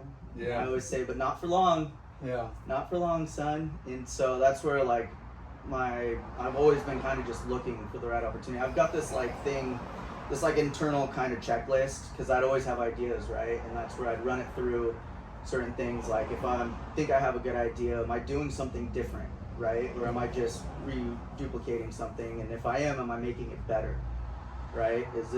And am I fixing the problem? So that's where I was just kind of had my buddy and I going through the wetsuit log, right? And like, let's get back on this. Let's run this to the ground, right? And had our reasons, and then one thing leads to another. And that's where we look at each other, and we're getting out of the water every day, and we've got a common problem of like our shoes just keep getting busted, right? Like we wanted something that was more convenient, but we like to be barefoot, and we like to just kind of go and have less friction in our lives. And none of you have experience in footwear. No. Yeah, just an idea Yeah. of like Just a problem. how do we make a better shoe for our lifestyle? Yeah, how do we make shoes that will last longer and like go all these different places, right? And if water rushes up on them and salt water floods them out, like how do you go home and just hose them down, right? And there's Rick Rubin, he's got this book, and he's got this like idea where when you know nothing about something, it's like approaching it with a child's mindset. Yeah. You've got no preconceived notion of what's right or what's wrong. You just go at it from like whatever you think at the time. So Too dumb to fail. yeah, pretty much. Yeah. And you've got nothing kind of holding you back. And so we went into it, and we just knew that like, okay, so we want to have a shoe that would kind of perform like a Croc or a sandal in the sense of like convenience, right? Like out the door, no brainer. If I want to just jam into them and take the trash out or go to the store, they're there, they're easy. You don't have to like time up. You can just kind of step and go. If you fuck them up, it doesn't matter. You just go home and hose them out, Yeah. right? And it kind of started from there. And we just like, it's funny because we failed a few times with this child's mindset shit, right? Where we got with a designer and came out as like a heavy rainbow boot. The first company like we wanted to start was called Perfs. Good thing it did. Perfs? Yeah, perforations for short. And it was like an EVA like boot, and it was, I remember picking up that prototype and just calling and being like, this ain't it, dude. Like, back to the drawing board. And that's where I brought that other one. And we're like, but I think it's still there. We did our homework. The market is there. Like, Because who's a competition? Who's putting outside of Crocs, which is your kind of slide? Mhm. You know, was there any shoes out that were So like Reef had a bunch of shoes that were kind of doing some similar stuff.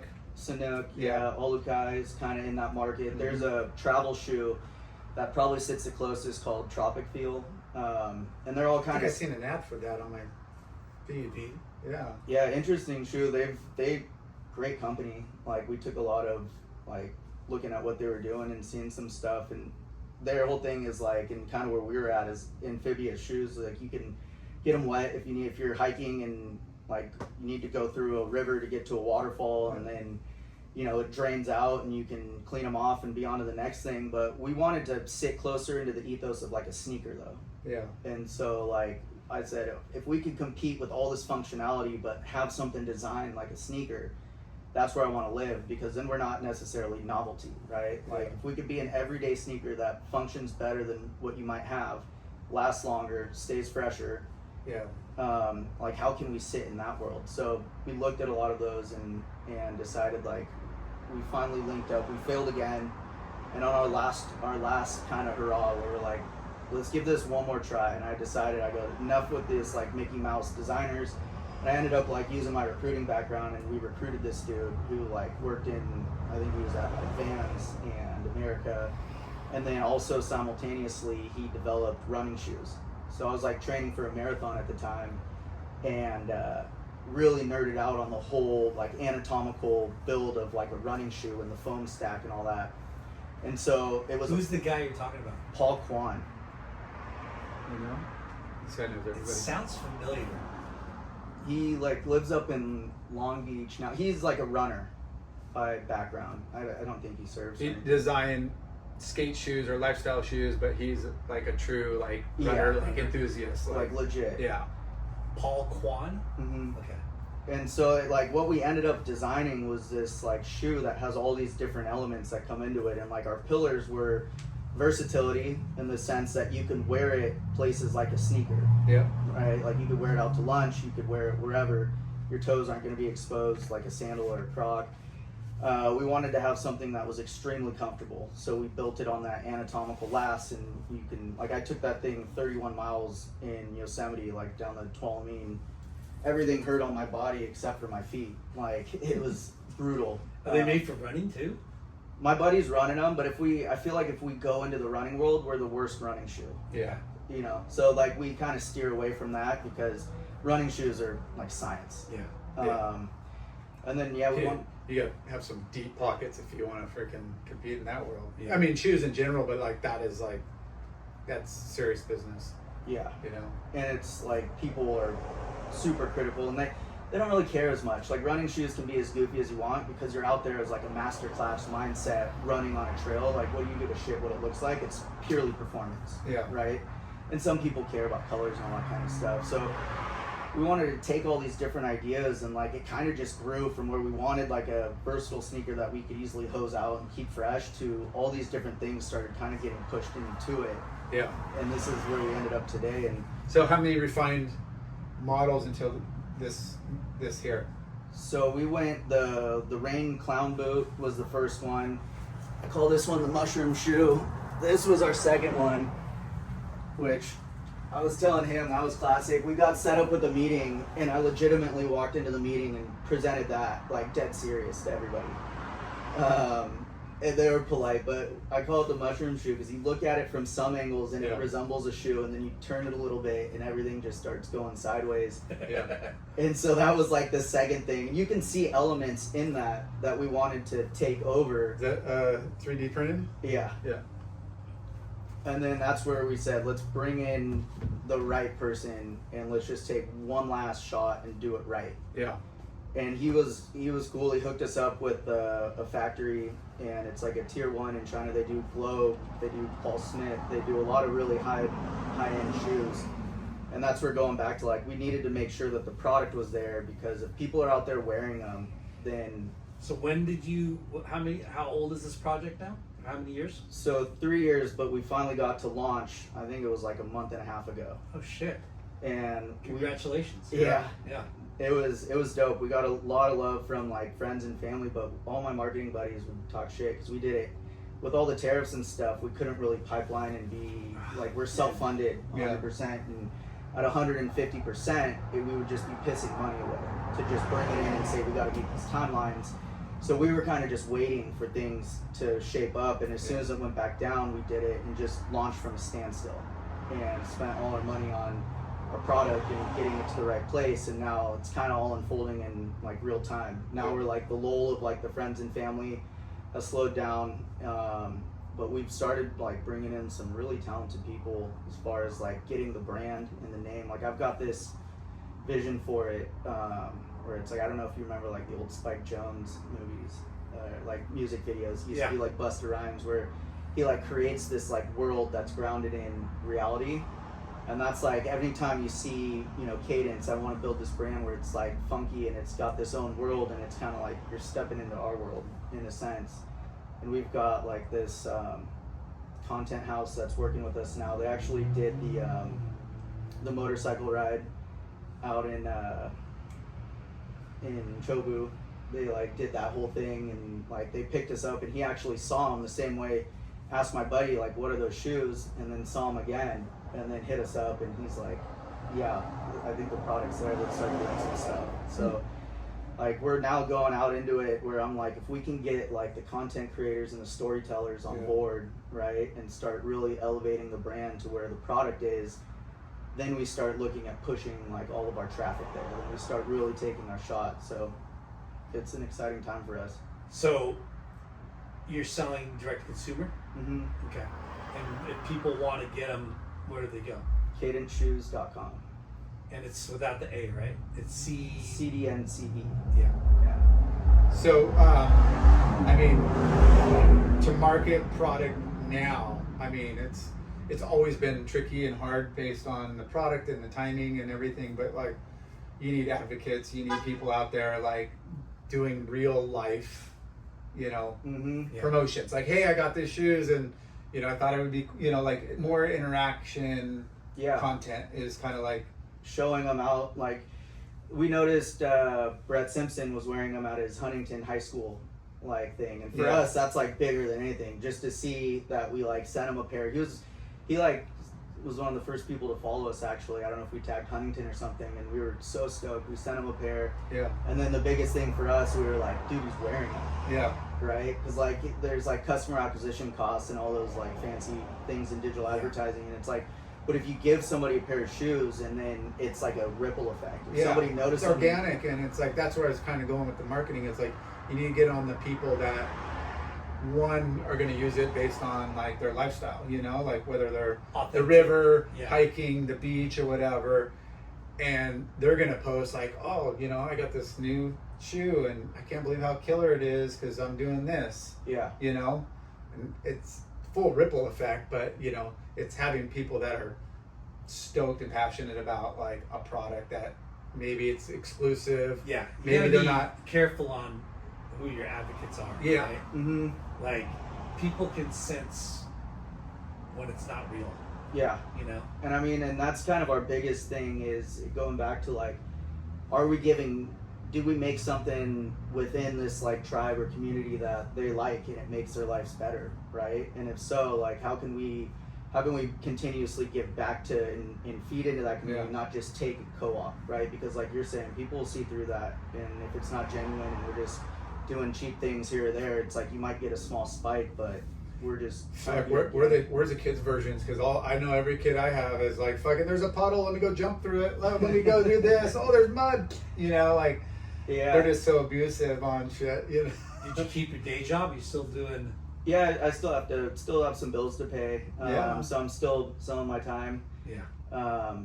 But yeah, I mean, it's been starting to go the last month and a half, and like we're saying, it's been just organically kind of growing, and it's one of those things where I'm stoked to pull my pants down, right, and like show everyone my fucking metaphorical dick over here. So it's nice because it's like I believe in the product, and I really I wear mine not because I have to and spend a bunch of money making them, but like every day it solved my problem, and I'm like, now let's go release it.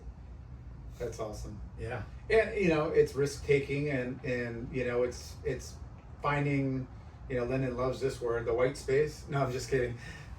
Finding a product that is checking the boxes on what your needs are, what you're looking for, and sharing it with other people. Like it's a business model. Like, hey, I need to make money. I need to sell these things, but at the end of the day, you're proud of making something that you set out to make, and it's pretty awesome. Like, what's your dream scenario with the brand? Going into brick and mortar or? Yeah, so that's where I'd like to be able to do direct to consumer to control the margins. So when I look at my financial model, right, and it's dual track.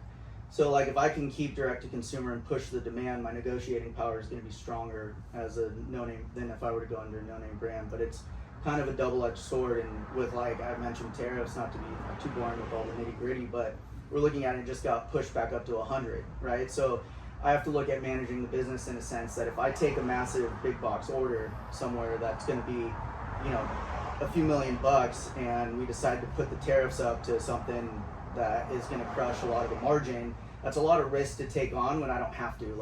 I didn't take on a lot of overhead, not a ton of fixed costs. Yeah. So I could go slow, but I'd love to, one thing is now I got to put my sales cap back on too and get out in boutiques, right? Select the shops that we want to be in that kind of fit it within our ethos, and kind of start doing it that way. But like you were saying, it's going to be massive for us to continuously get them into people's hands that are out, and if it's throw them on after I get out of the water, and they get sludge in them and they get grimy, or I took them on a surf trip and got back, and it was able to go from the airport gate to the boat out to whatever was next, and back to lunch that evening or out, and it kind of was a versatile shoe that covered everything, and I had to bring one pair, and you guys are like, these are awesome.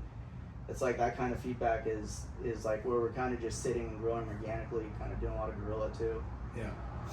Yeah, we bought sneakers specifically for Hawaii because all the volcanic red dirt, because it just trashes your shoe, and it's wet and it's rainy and it's always wet, and it's that's the first thing I thought of was oh man, that'd be a good shoe Hawaii for shoe. hiking and trail and waterfall, and obviously you're in warmer climates, so you're not really wanting to wear socks anyways, and and that's kind of it right there. That whole, I got to change. I think you probably ripped that off the web. When you read that little blurb out loud, I'm like, God, that sounds kind of corny. I was like, who wrote that? I was like, fuck, I did. But it's at the end of the day, you're checking the boxes of what you, like I said, you want a sneaker. There's a ton of water shoes that Aren't dumb. That are Aqua socks. Well, They're just novelty, right? They're Do you novelty. remember Aqua socks? Oh yeah. Jeez. I love the runners, and they have all the little toe, it looks like a glove. It's an aqua sock, but they have Virbo or whatever. I don't know, but they have all the different. John ride for 'em? I think John rides for that company you're talking about. It's an aqua sock. It's a walking, a shoe. Yeah. But it's I've each seen one toe. where it's like a glove. Yeah. It looks One of like my a glove. buddy wore his on a when we went down to Nicaragua last, and I was just like, Dylan. Yeah, what are you Right, wearing, bro? Come on, dude. And one other thing that I will just mention, so we filed our utility patents today, which is rad. So what we ended up filing was a broad midsole utility patent around a dual functionality of support and drainage. So these channels up here and this channel right here, this is kind of like the Nike Air Bubble, they compress. So these ones too in the midsole, the form of On Clouds, how they've got those things that dampen your step and will decompress. having that functionality mixed in with a drainage, so like Drop and Feel has shoes that drain, but what it also does is, so you've got both those functionalities, but it also accelerates the drainage, so your shoes aren't getting soggy. So when you step down, it like spits water out every step. So like when you're hiking and you're moving, so we'll see like, yeah, you don't have it puddled up inside. You're like, you're Yeah, just pushing squishy. water out. Yeah, every step you're just draining it, and then you're good to go. And everything's like quick dry materials on here, so it's meant to just like hose down, set out for an hour or so in the sun, and you're good to go. But I mean, that's another. If we could, I feel good about it. If we could get that utility patent, even Yeah. on that, just adding value to the company that way too. Like if OnCloud ever decides they want to create their hiking shoe that drains, they might have to come through us. so when's your Shark Tank episode? Oh God. Yeah. I heard like they make all those deals and then they write up the contracts and they're fuck jobs. Like everyone's like, it's predatory contract, but just for exposure alone. Yeah, like, I heard they offer deals, but then the due diligence on the back, because they have to look at like more than a 5, 10, 15-minute conversation about everything. So and for us, we're trying to be self-funded. We're trying to go like keep it for us, kind of like, and for the people. So we're trying to not get private equity money. We're trying to bootstrap it. We're trying to get like the right crew around us. yeah, Because I don't want to have those performance like predatory contracts in where they're like, oh, and also if you don't meet these numbers, then we're gonna just take your company over, right? And like they're not your you gotta be friends. so careful. Yeah, and even like you mentioned with like a big big chain store, like hey, there could be X, Y, and Z, big box store to be like, hey, let's go. I'll take this, one sell through doesn't work, or like delivery doesn't come on time. The charge, Or it's there's like chargebacks. charge, on yeah, like the late Payment delivery terms, or- all those yeah. things could just foil us, and that's where I'm like, that's cool, but we don't have to do that yet, Yeah. right? and yeah, it's baby steps. I mean, I guess since you guys have been just repping all types of stuff, like, what would you be able to just push me in a direction? And you know what I mean? You've seen all types of. We'll have to different say that types of off camera because we don't want to give out all of our. Trade secrets. No, it's Yeah. the footwear game is fucking crazy, right? Like, it's not often that a new name pops up and sticks, right? Mhm. I do think To the point of, global or national recognition. Like there's a lot of like boutique-y, smaller brands, but to be like it's so the weird. stapled brands There's have no- kind of held on, and nobody's Right. chipped away at any of those. significantly. Reef makes shoes right now. They Sure. and I don't know how successful. I don't really know how successful their shoe program is, but over the years, I've worked for a bunch of footwear brands, and when you start doing things that you don't have license to, or you know what I mean, like when you get out of your lane, Mhm. you kind of fuck up, right? But sometimes it works, right? Like, hey, dude, you've heard of that shoe? That's a wild one. That's a fucking stupid one, right? It's Like, crazy. The deal that went through was, that's one that I look at in the back of my mind to where I'm like, okay, they paid how much? $2.3 billion, and anybody can make those shoes, but that's where I'm like, the Well, brand it's- is important because they acquired the customer base, Yeah. right? Like Yeah. It's they couldn't break that market. It's like we've had Sanook, the founder of Sanook, on the show. Jeff Kelly. What? Jeff. What the hell's his last Kelly. name? Jeff Kelly. And Sanook was a monster, right? And they made sandals, and then they started making the sidewalk surfer. Right. Like they're the first kind of shoe. Sandal shoe. It's not a shoe, it's a sandal, Yeah. right? Which is Right. genius marketing, right?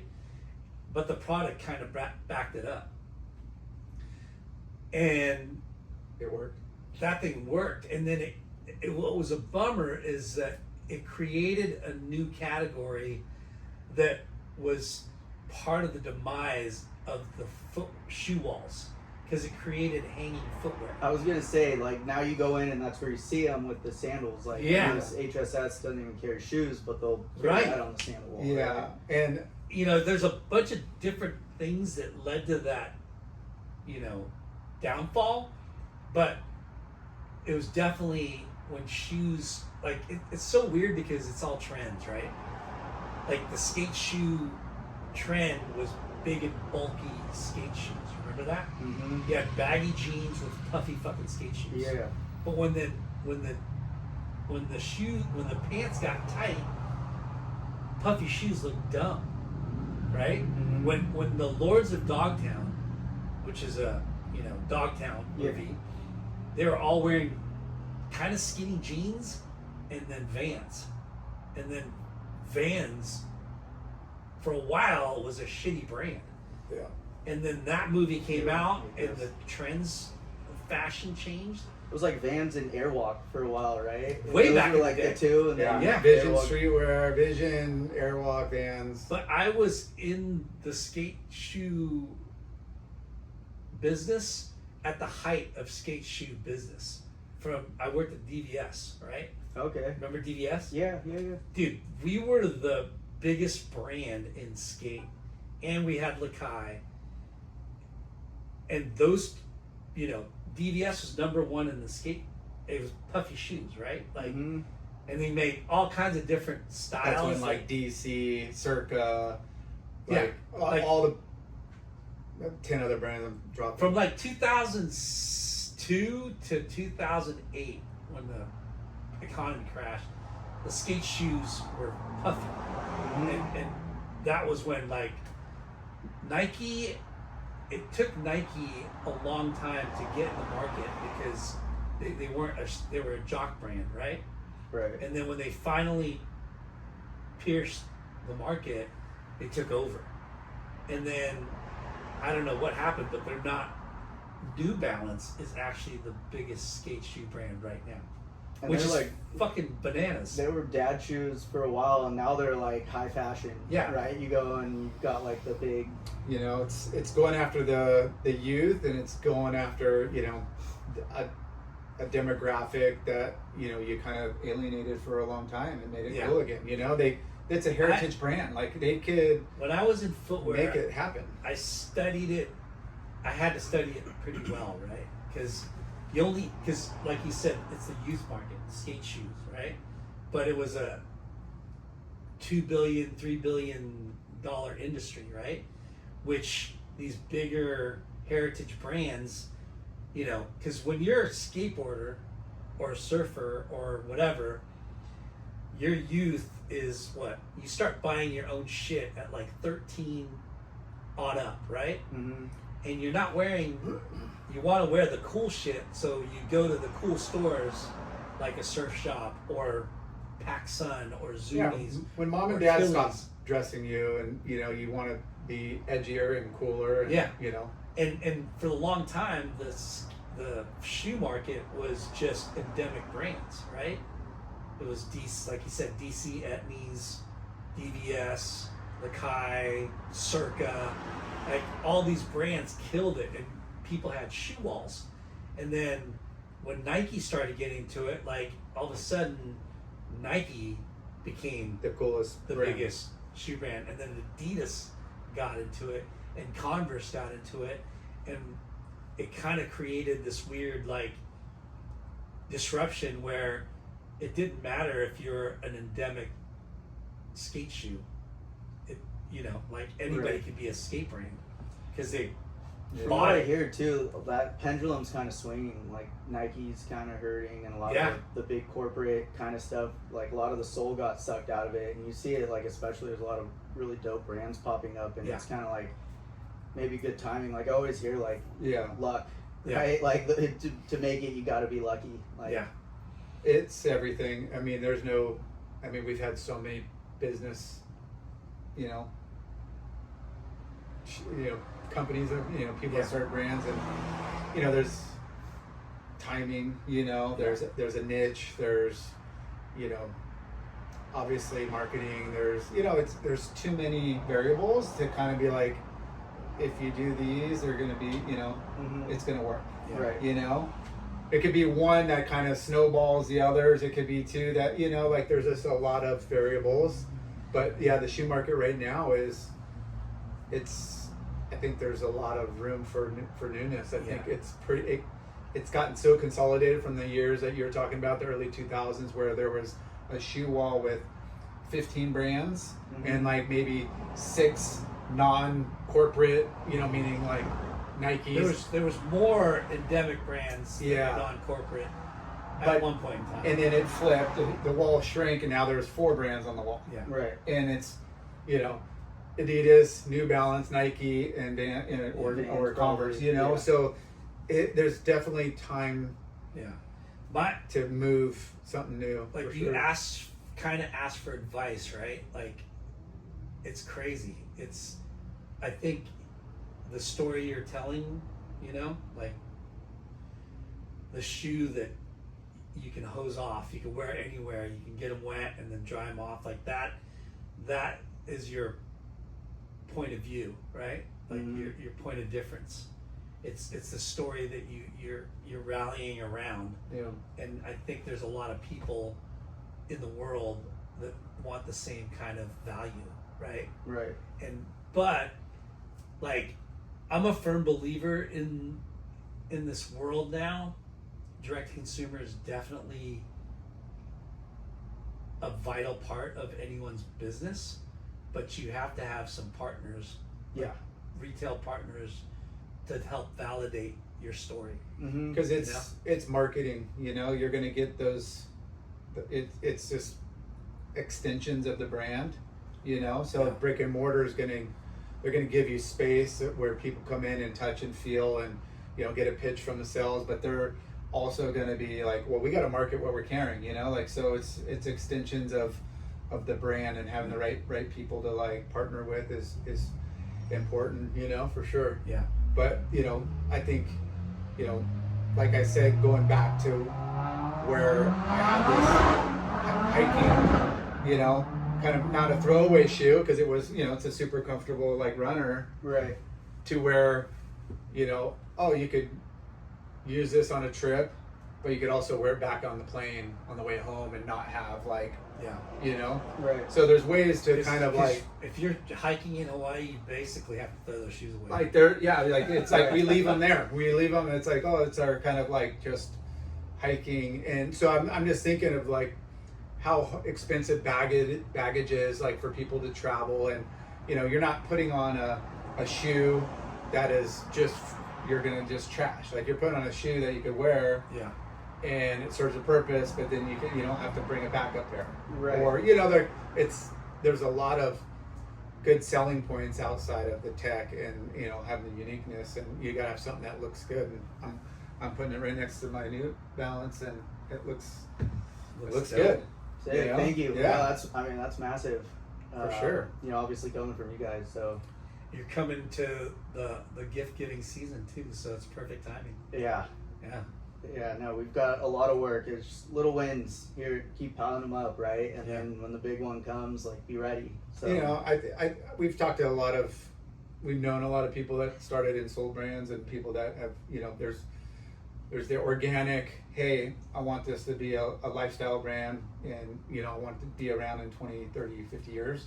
And then there's people that are just like, I'm gonna start this, I'm gonna just blow it out, and in 3 to 5 years I'm gonna start something, so there's always different ways that people look at a product and an owner, like the way you're saying, hey, we don't need to go big box, we're gonna grow it organically, like more power to you, like take your time, Yeah.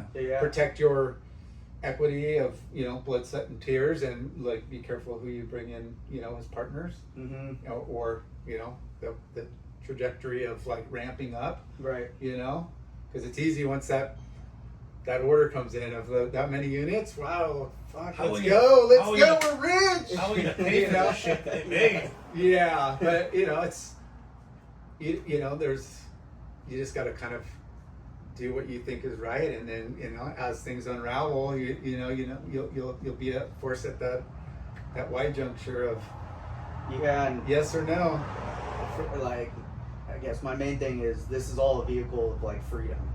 Like that's what I look at this, like freedom and movement with the shoes to be able to move around, do whatever you want, not worry about it. But also for me in my personal life, like I was saying, like I don't want to have to answer to other people, right? Like I don't want some investor up my ass about shit. I want my business partner and I want to be able to do the things that we love, keep it like genuine to us, grow this the right way, get like you were saying the right people involved, not because we're desperate, right? But because it's like a good fit and just go from there and eventually just have this thing where we can just run it and kind of be our own, you know, our own little machine and grow the community, give back to the people early on who supported us and just kind of see where the ride takes us.